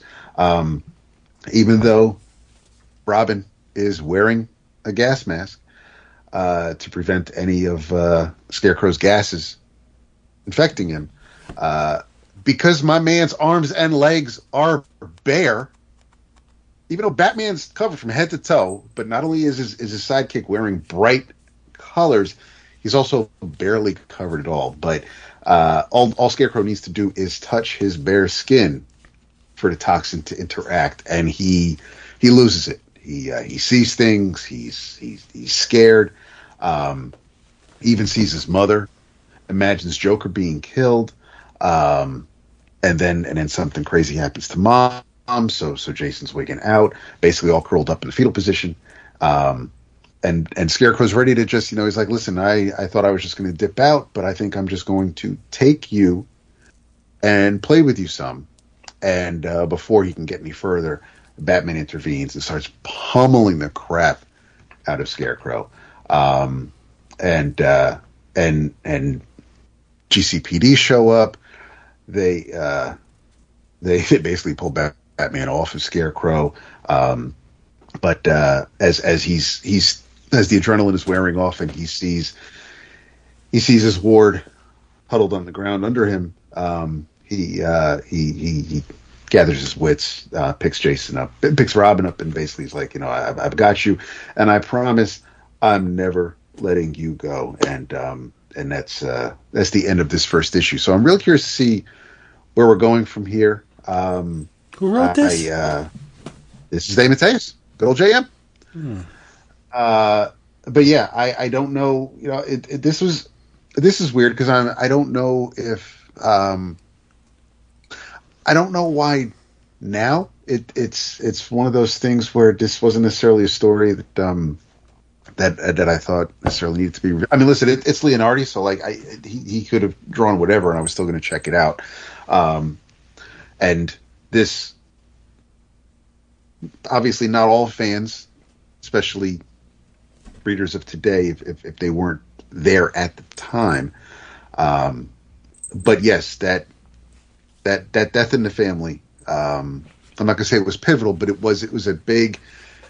This was before Batman's back was broken. This was before the death of Superman. This was one of those things that DC had that was just like it was a pretty cool and interesting and a pretty heavy oh crap moment, because it was unusual for comics at the time. So it is one of those moments that when you think about certain eras or think about the decades and where you were or what was going on when you were reading comics, depending on when you got into them, things like that. So this is the kind of thing that would resonate with someone like me.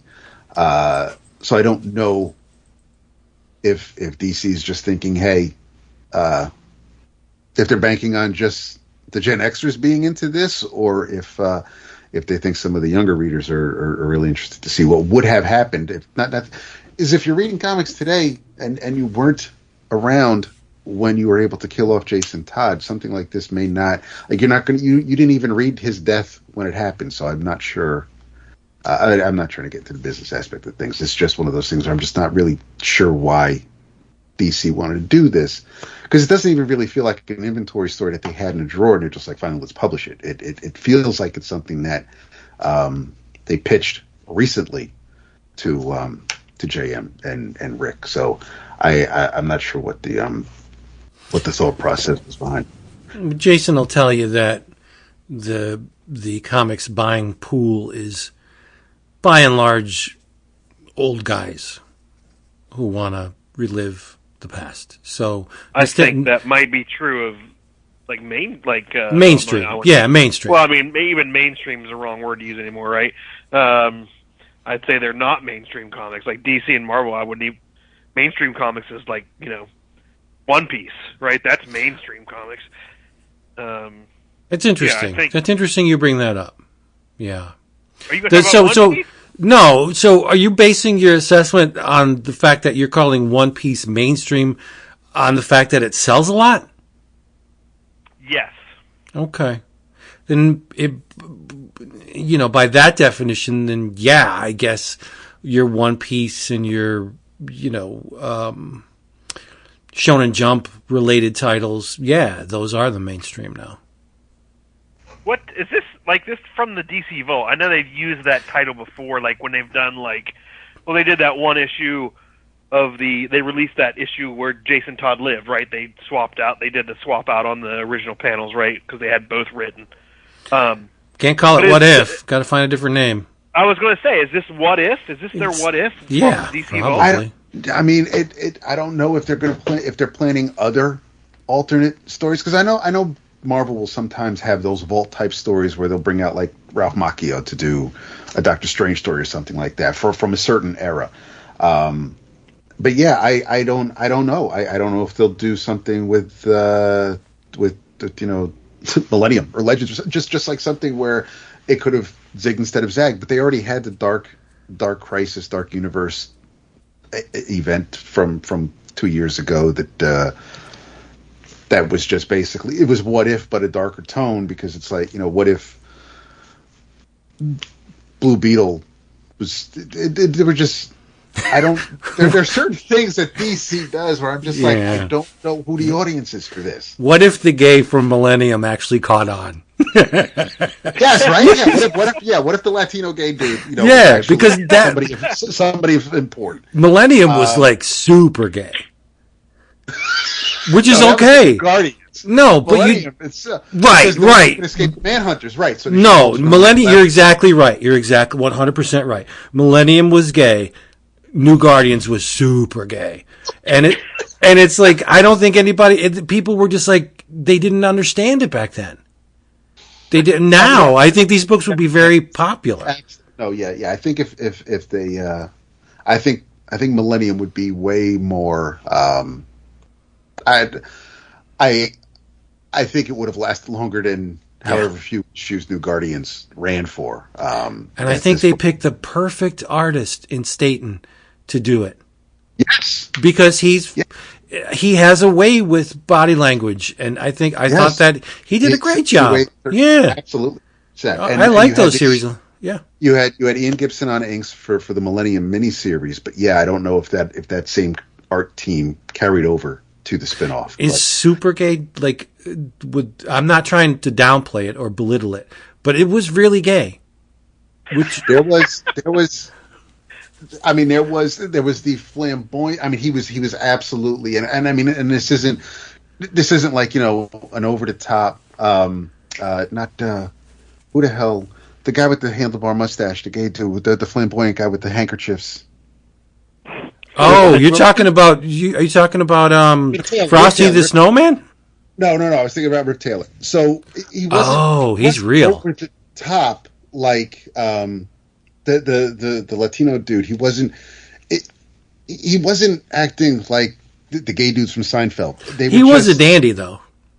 Yes, he was. He was effeminate, but it wasn't insulting. It wasn't. He wasn't a stereotypical guy trying to be like, oh, this is how we perceive gay people. He was an important character in the sense that it's somebody, they were spotlighting a minority within a minority, and he's like pretty much front and center for this new group. And it was pretty ballsy. And I respect, I tip my hat to DC for doing it at the time. It was just unfortunately that it was bogged down with the aftermath, because the way Millennium, do you want to grab our fourth seat?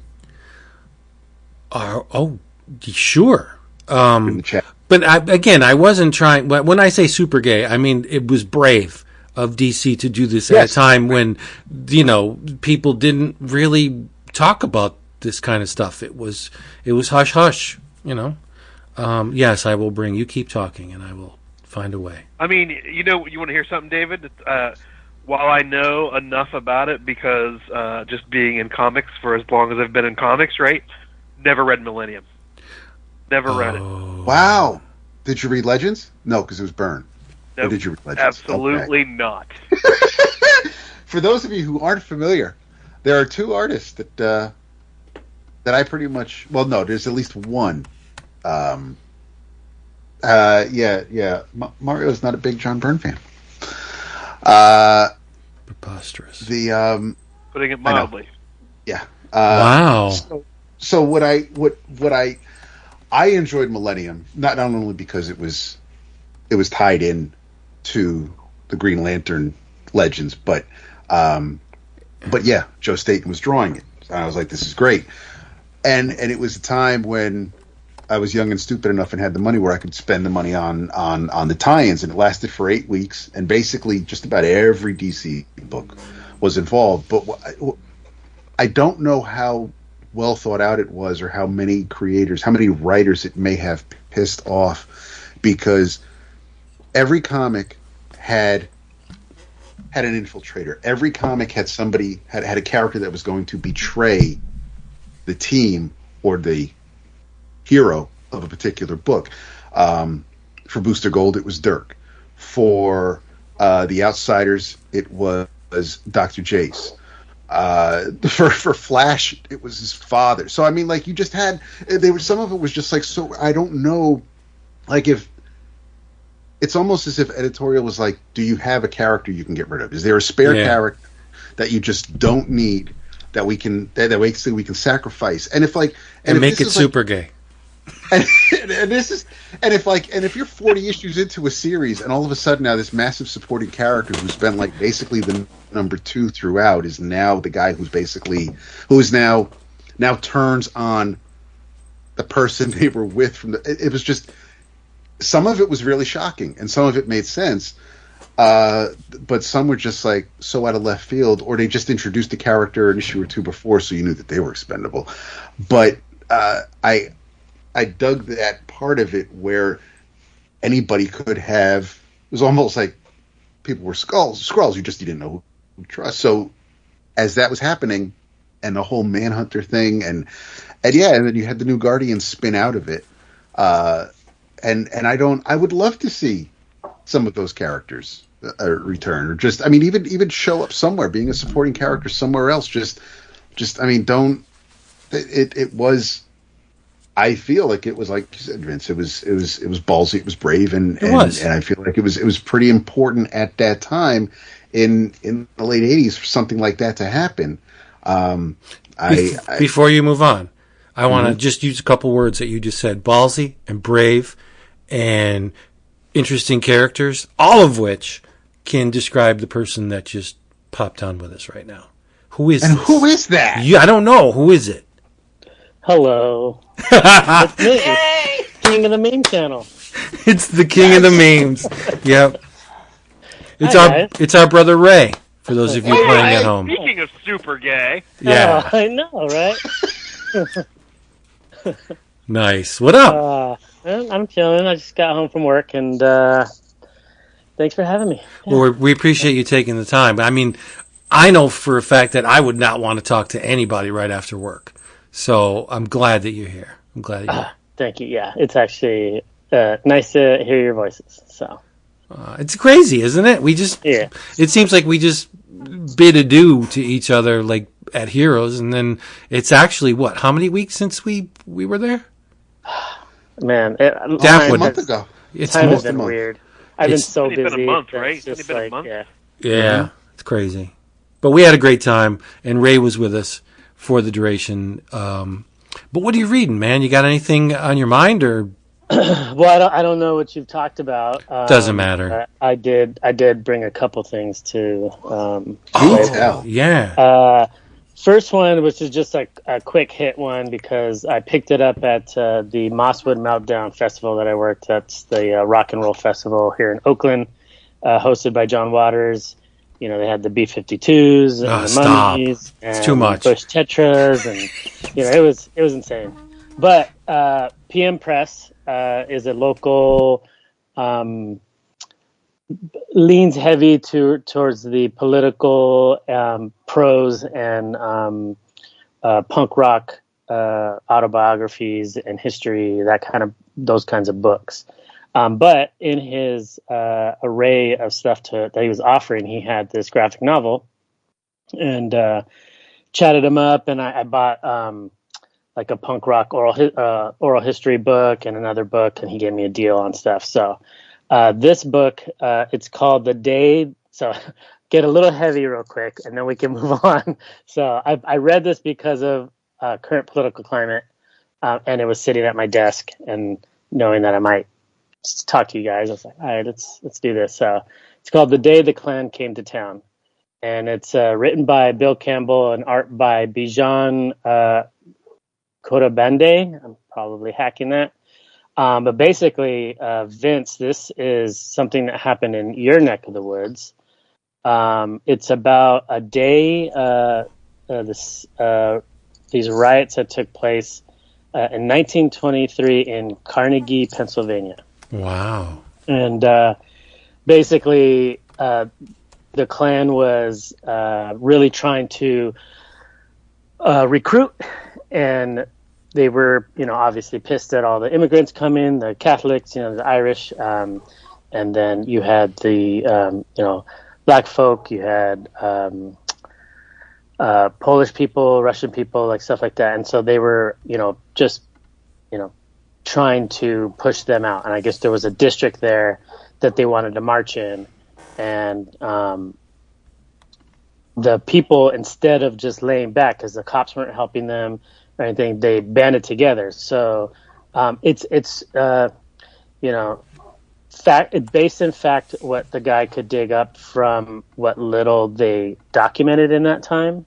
But there's the factual side, the history of the side happened with what the Klan did that day, the march that happened, the way the government officials addressed it, and then you have a factual but fictional side of where the immigrants and the people in this district decided to band together instead of hide or let themselves be trodden upon. They decided to fight back. And so that part is factual, but the people he chose to create to tell that part of the story are fictional. And so, but it is a true story about different immigrants and black folk coming together and fighting together and actually running thousands of Klan people out of town. And there was like kids and women and, government officials, politicians, all this stuff.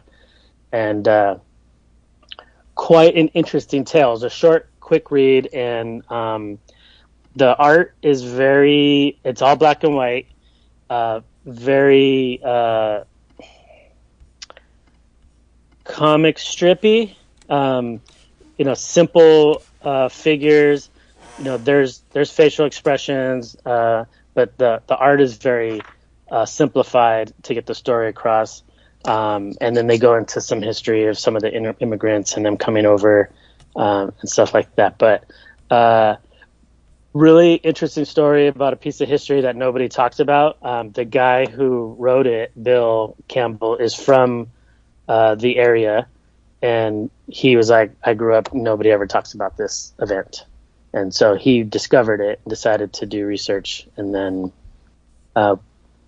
wanted to write this story, and found this artist, and they worked together to create it. And so quick read, cool little there's a little epilogue thing, and then there's an intro from him, and this person named P. Jelly Clark.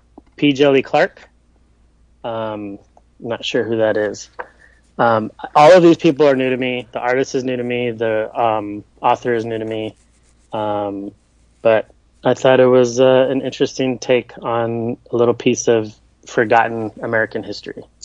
So that's pretty typical of Pennsylvania, though, that you have these disastrous, unfortunate events that are pretty much swept under the rug, but there's a lot of people still alive that remember them. But unfortunately, it's the ones that it's the descendants of the ones that were trying to perpetuate the event instead of the ones that were trying to stop it.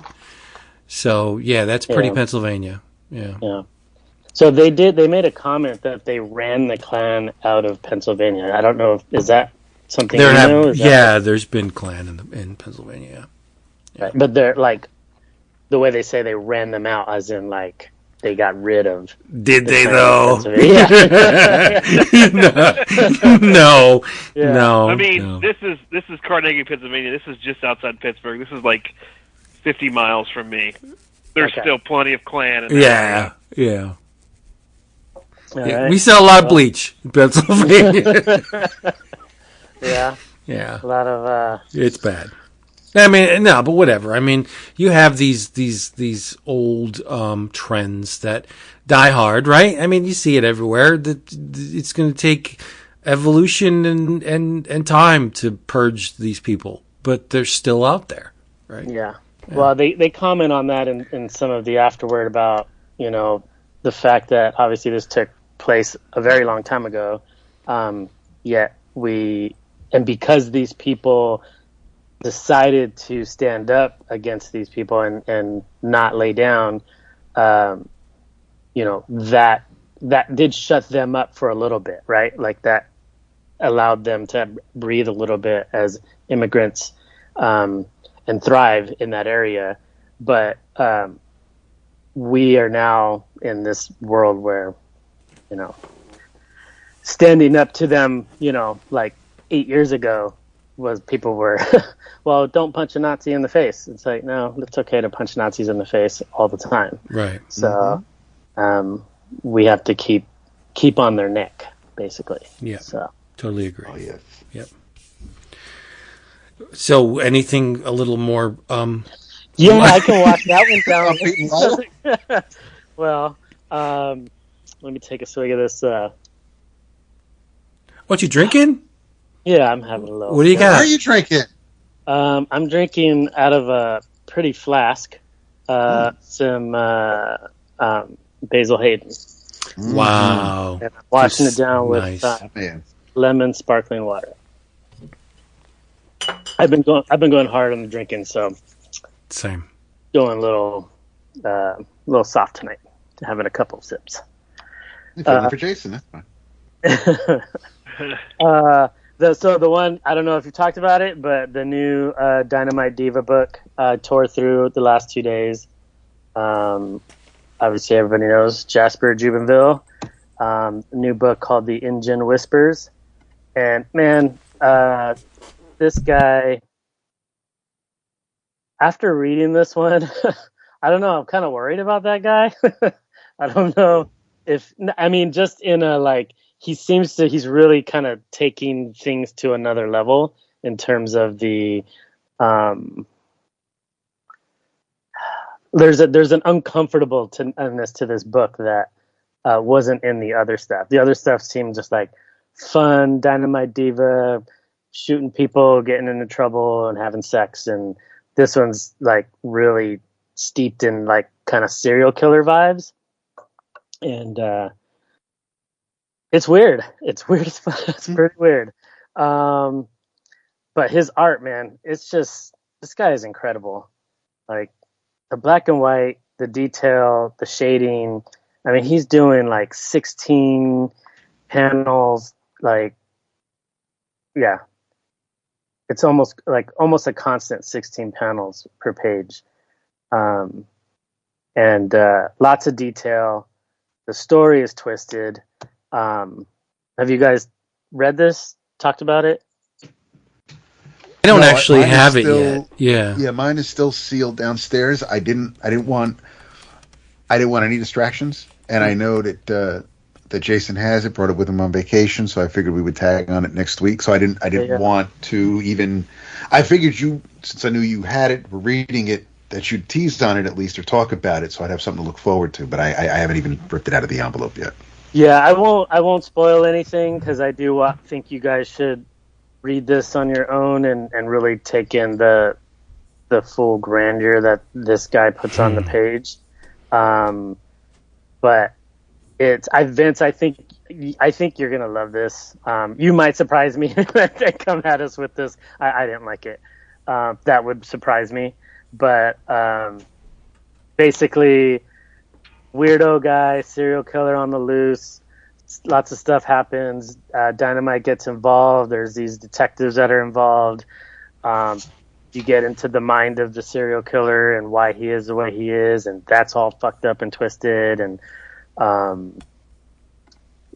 there's a demon-like character, and man, it's off the rails, man. Lots of boners and who doesn't love boners? Lots of boners. Yeah. It's as definitely. I mean, and this guy, I wasn't in a position. I'm sure it's closed, but this guy, he posted that whole $200 commission thing he was doing. And he's like, "You could pick 3 characters. I don't care, $200." And I started seeing the stuff that he's doing, and some people are doing like cover recreations and things like that. And maybe he negotiated the prices on those, but he seems to have just been taking like pretty nice commissions that he's doing for $200. And at the time I was like, I just paid a bunch of bills. I have a vet bill that I'm dealing with, and it's just like, man, I can't swing that right now. But kicking myself for it, because this guy, I need something from this guy. Yeah, he's great. Totally agree. Yep. All right, that's Ray, our man on the scene. There you go. Hey, everybody, remember, there's a lot of things that make this possible. First and foremost, cheapgraphicnovels.com. Cheapgraphicnovels.com.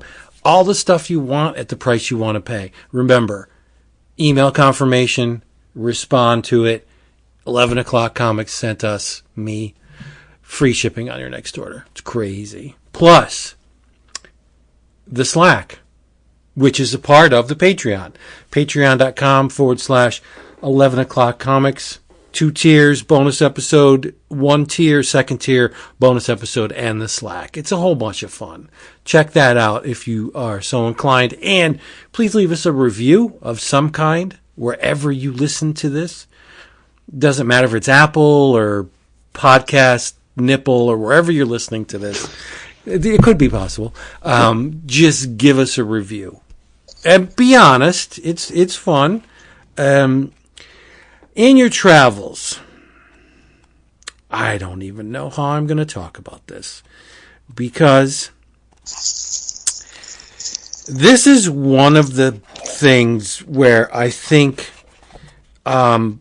we haven't sufficiently evolved as a human organism to really appreciate what's going on here. It's One Piece, but it's illustrated by Boichi. Now, Boichi is Dr. Stone and Origin, and he's doing Ace's story, the manga, of which this is part 2. It is the final part. So if you're interested in this, there's only 2 books. Not going to kill you. I'm not going to talk about the conclusion of something that most One Piece fans already know, right? The lore is pretty much established at this point, so the Aces part I'm not going to talk about. What I will talk about is the backup story. And by backup story, I mean it's probably like 70 to 100 pages. It's called One Piece Remix, Nami versus Khalifa. So you say you love beautiful women? You say you love great drawing and action? Then I think you should get yourselves to anywhere that sells manga and buy this, because your DNA is not sufficient enough to really translate what's happening on the page here. It is an illustrator known for his capacity or of willingness to draw women and ability to draw women in a number of contorted ways. And holy hell, has any of you seen this yet? No. No. Oh my God. It is, on one hand, it's a little too, it's not explicit at all because it's One Piece, right? But I think it is the lack of explicitness that even makes it worse, because Boichi does what he does, and there are bits of the ladies that are hidden, but they're there, and they're really expertly rendered, and it's like, oh my God. Like this is one of those things where you get it and you didn't know you wanted it, but when you got it, you want more of it. And I don't think it's going to happen.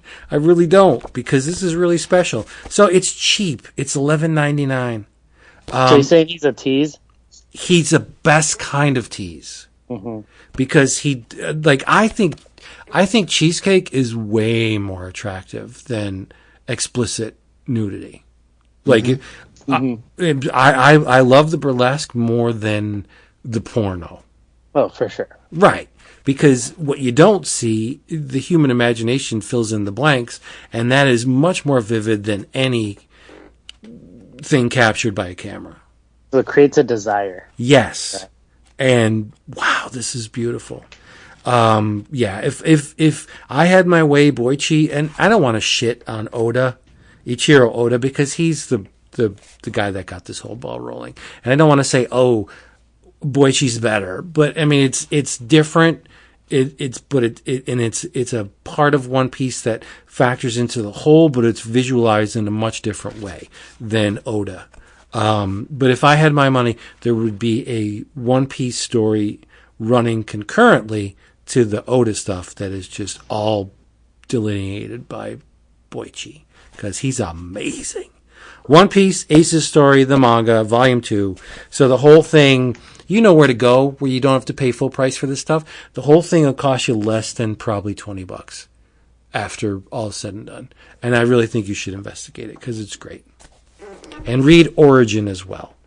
That is currently being serialized from, I think, 7 Seas. It's great. And it's more explicit than this. There you go. Mm-hmm. Yeah. There you go. In your travels, I'm not going to do that because I don't think Vince is caught up. No, I don't want to do that to Vince. And I'm not going to go deep on this either, because I do believe this doesn't drop until next week. But wait a minute, you read the EC stuff? No. Oh, okay, because there's a restriction on commenting about the Oni Press EC books. You can't comment on them till next week. Okay, that's fine. Because it's not from Oni. This actually does come out July 24th, so don't listen to this until next week. But part of Miller World now with Dark Horse. Nemesis, Rogues Gallery. Written by Mark Miller. Art by Valerio Giordano. Lee Loveridge on colors. Clem Robbins on letters. It takes place after the events from the big game. Nemesis, or rather Matthew Anderson, has looked better, has been better. He's basically paralyzed from the neck down. Eating his chicken, including the bones, grinds them up with his teeth in the back of his jaw, apparently, which may come into play a few pages later. The art is it's not Pepe, it's not McNiven. It is it's there are some pages where it kind of reminds me of Sam Glanzman a little bit, but it's still violent as hell. It's graphic. The art is a little bit more raw, a little bit dirtier than maybe what we're used to with this character. Because even though Nemesis is always a violent and gory book, it always looks clean and bright, vibrant, and this doesn't. And that's not a slight. That's not a detriment at all. It's fitting for what the hell's going on here, because it looks as though our not hero is has to build himself back up from the ground up. So it's if you like this character, or at least like this world that Mark Miller's created with this character, this is obviously your next stop on that adventure. It looks like it's going to be wild, and yeah, I'm looking forward to it. So in your travels next week, when you're at the shop, if you didn't pre-order it, Nemesis Rogues Gallery #1 from Dark Horse. Ooh. In your travels, every once in a while, probably about once every couple weeks, I will pick up off the shelf Doom Patrol Archive or something like that, and just read a story out of it, because I love. If you know anything about me, I love the old Arnold Drake, Bruno Premiani Doom Patrol. You do. Yeah, it's crazy how much you love that. I really love it. I didn't even read it until early 2000s when the first archive collection came out. I had read the Morrison all the way through the Rachel Pollack run with having never read there was no way for me to read it back then unless I would have got back issues, right? But I just grabbed it the other day before yesterday and read issue 111 of Doom Patrol by Arnold Drake and Bruno Premiani. Xerox 13, Emperor of the Cosmos. I love Doom Patrol, man. Like, it's so weird. I've read almost every iteration of Doom Patrol not burned.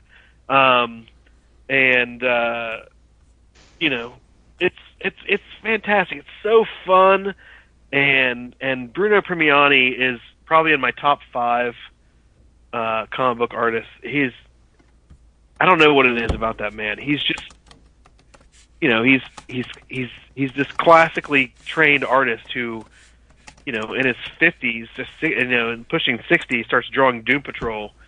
This Italian-born artist. But in this story, Doom Patrol is called by some world leaders to investigate some radio waves that are coming to Earth, and Chief sends Negative Man out into space to investigate. Now he can only go 5 million. He can travel so fast that he can go 10 million miles before he has to return to his body. And he's talking to these scientists, and they're like, okay, so you can go 10 million miles. He's like, well, I can go 5,000 miles. And they're like, or 5 million miles. They're like, what do you mean? You just said you can go to 10. He's like, yes, but if I go somewhere, I have to turn and come back. And all these scientists are like, oh, he's so smart. Who knew? Yeah, right? It seems pretty basic. But while Larry's out there in space, he discovers a spaceship that blasts him, and he comes home, and the ship, we see the inside of the ship, and there's this multiple armed robot pilot who initiates a reanimation of the dormant crew led by Xerox 13, who ends up being, if you know the old Doom Patrol villain, Gargoax, that green guy. Oh, yeah. Yeah, Gargoax, right? He was on the show. He was on the TV show. Xerox 13 is the better of that alien race. Gargoax, we actually find out in this issue that Gargoax was not the leader of this planet. He was just lying to everybody about it. It was actually Xerox 13. So Monsieur Mala is in this with the brain. And man, can Bruno Premiani draw? He can draw animals so well. Just look, Monsieur Mala is an ape. Like, he draws him like he's drawing an illustration in a science book of an ape. He doesn't draw him like a comic book ape. He doesn't look like General Grodd, right? He's a big ape, and it's beautiful. So this alien ship comes down. The chief sends Rita and Larry and Cliff off to the North Pole because that's where the ship landed to investigate it. And they get there, and Xerox 13 comes out, sees Larry, and he's like, "Oh, these humans are pitiful and small." And And then Larry, I mean, Arnold Drake's nuts. Larry starts pretending he's a baby, and the negative man's like, "Oh, I'm just a baby. My mommy's coming." And Xerox 13's like, "What?" And then Rita shows up giant size, right? So she picks up Larry, and he's just like, it's like her baby. Oh, she breastfeed him? No. Oh, missed opportunity. And then Xerox 13 is like he's like, "Holy shit, these Earth women are huge. No one told me this." He doesn't say that, but like equivalent, right?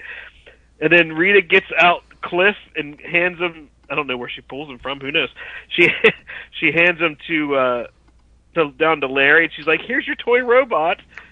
And Xerox is like, "Wow, the robot technology is amazing."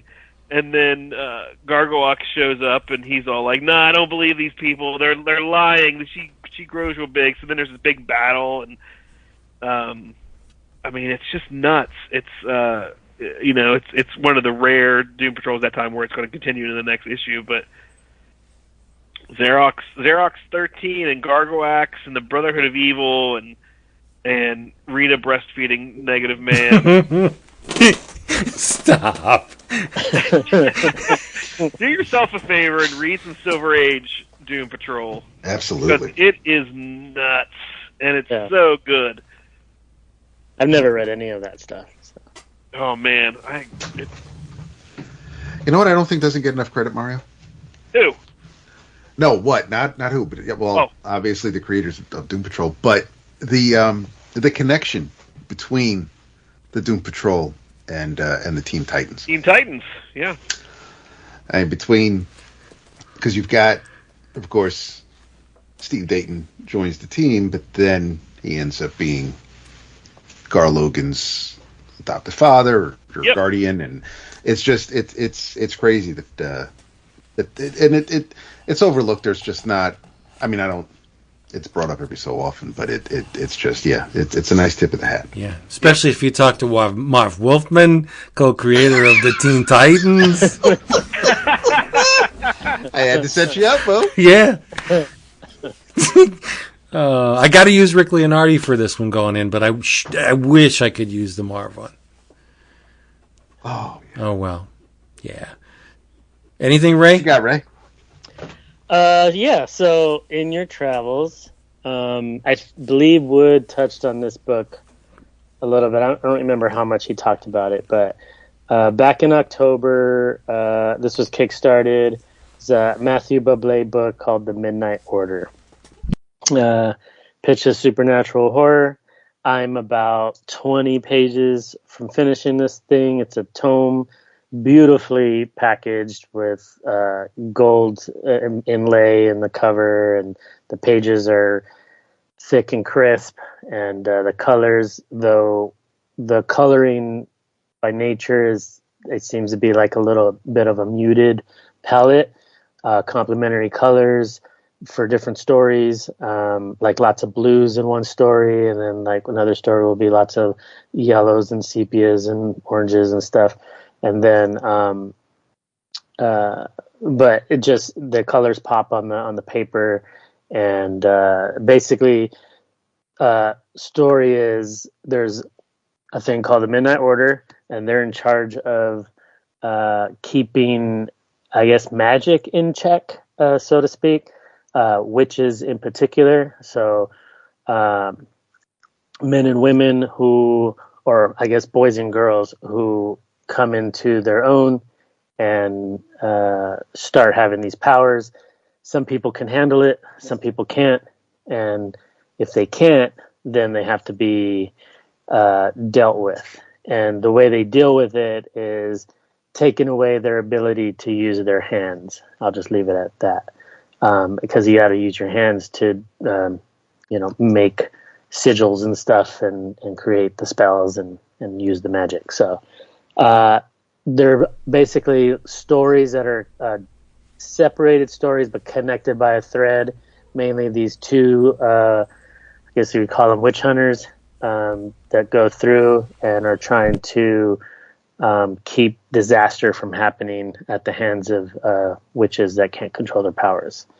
And there's a personal connection to one of the duos, one of the witch hunters. Yeah, it's just a fun ride. I love pretty much, I'll read anything that's magic related to a point. And I like to give things a shot. And this just based on the Kickstarter, the cover, the story, and Mathieu Bablet's art. I mean, I was just like, yeah, it's a no-brainer. And it's been fun. So I don't know if they're pushing this out in the normal, either in this format or in another format to the direct market or whatever. But if you see it and you can get your hands on it, I recommend it. It's a fun read. Mathieu Bablet's The Midnight Order. Nice. Sweet. Ray, did you download the Sapphic Love PDF? Wait, what? What is this? Oh, the Kickstarter thing? The Kickstarter, yeah. You know what? I'm so bad about checking my emails for those and then getting the digital versions. And I probably did.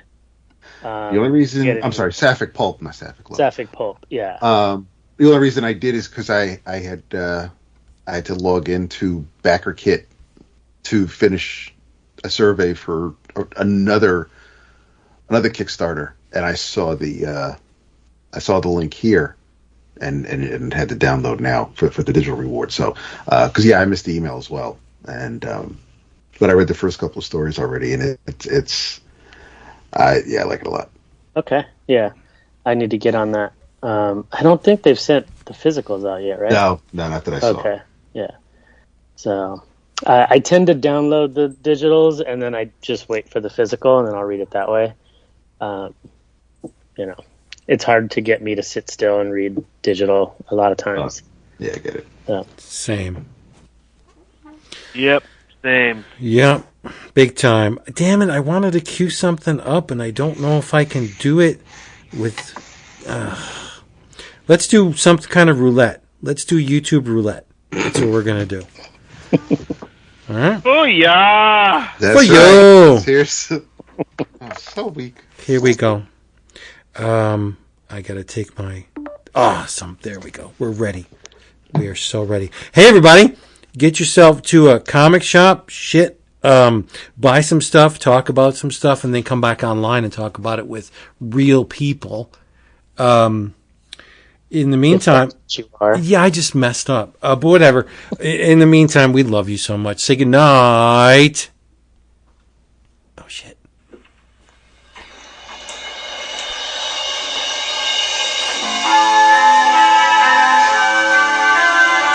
There's some chick playing bass, and she's just standing there. She's not playing bass.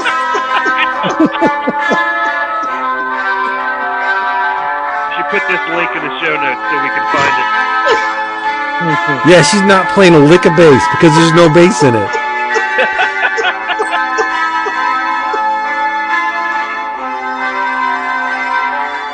Gonna come in with a rock. No bass. David. There's no fucking bass. Ben, guess who I'm going to go see this weekend? Devo. No. Like a spiritual descendant, maybe. Flaming Lips, man. Saturday. Wow. Where? In Pittsburgh. Nice. You have to bring your own beach ball that you have to climb into? Mm-hmm. Yeah. It's they're doing it's just the tour where they're doing all of Yoshimi. Oh, yeah. Oh. I would love to see them. Nice. I really would. I've never seen them at all, like ever. Yeah, I knew you were a fan because I always.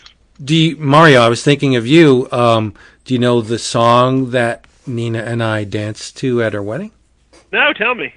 The same song that you and Jen danced to at your wedding. Do you realize? Yep. Wonderful. Yep, I love that song. And she does have the most beautiful face I've ever seen. Mm-hmm. I mean, she's my daughter, but whatever. Sure. But yeah, the whole theme of the thing. I decided on you. She said, "What do you want to dance to?" I'm like, bang! It just hit me. Mm-hmm. So, yeah, it works. It worked out. Yeah. Nice job, David. Nice job. You're welcome. You did it. World's best cup of coffee. All right, everybody. Hey, thanks for being here with us. We thank Brother Ray and Mario for being with us. Now Jason's going to say, yo, it took 2 people to replace me. Yo. That's not how it works, Jason. So. Yo, dog. Yeah. But thank both of you guys. Thank you, Ray. And thank you, Mario. Thanks for having me. Hey, anytime. You don't need to. You can just jump on. We love you. I'm going to crash the party next time. That's all right. Yeah. Yep. Yeah. So come back next week. It'll be different, but a little bit. A little bit. But Jason will be here. Same. Yes, so there you Jason go. will be back. Jason will be back. Tell them you love them. Love them so much. I love a lot of you. That's right. There we go. With the, I love like 30%. I love the inner circle. Oh, There's no such thing. Does not exist. It does. I thought it did, and then I found out I was there by myself. That's quite the inner. I'm just going to leave that right there. And that's it for that one.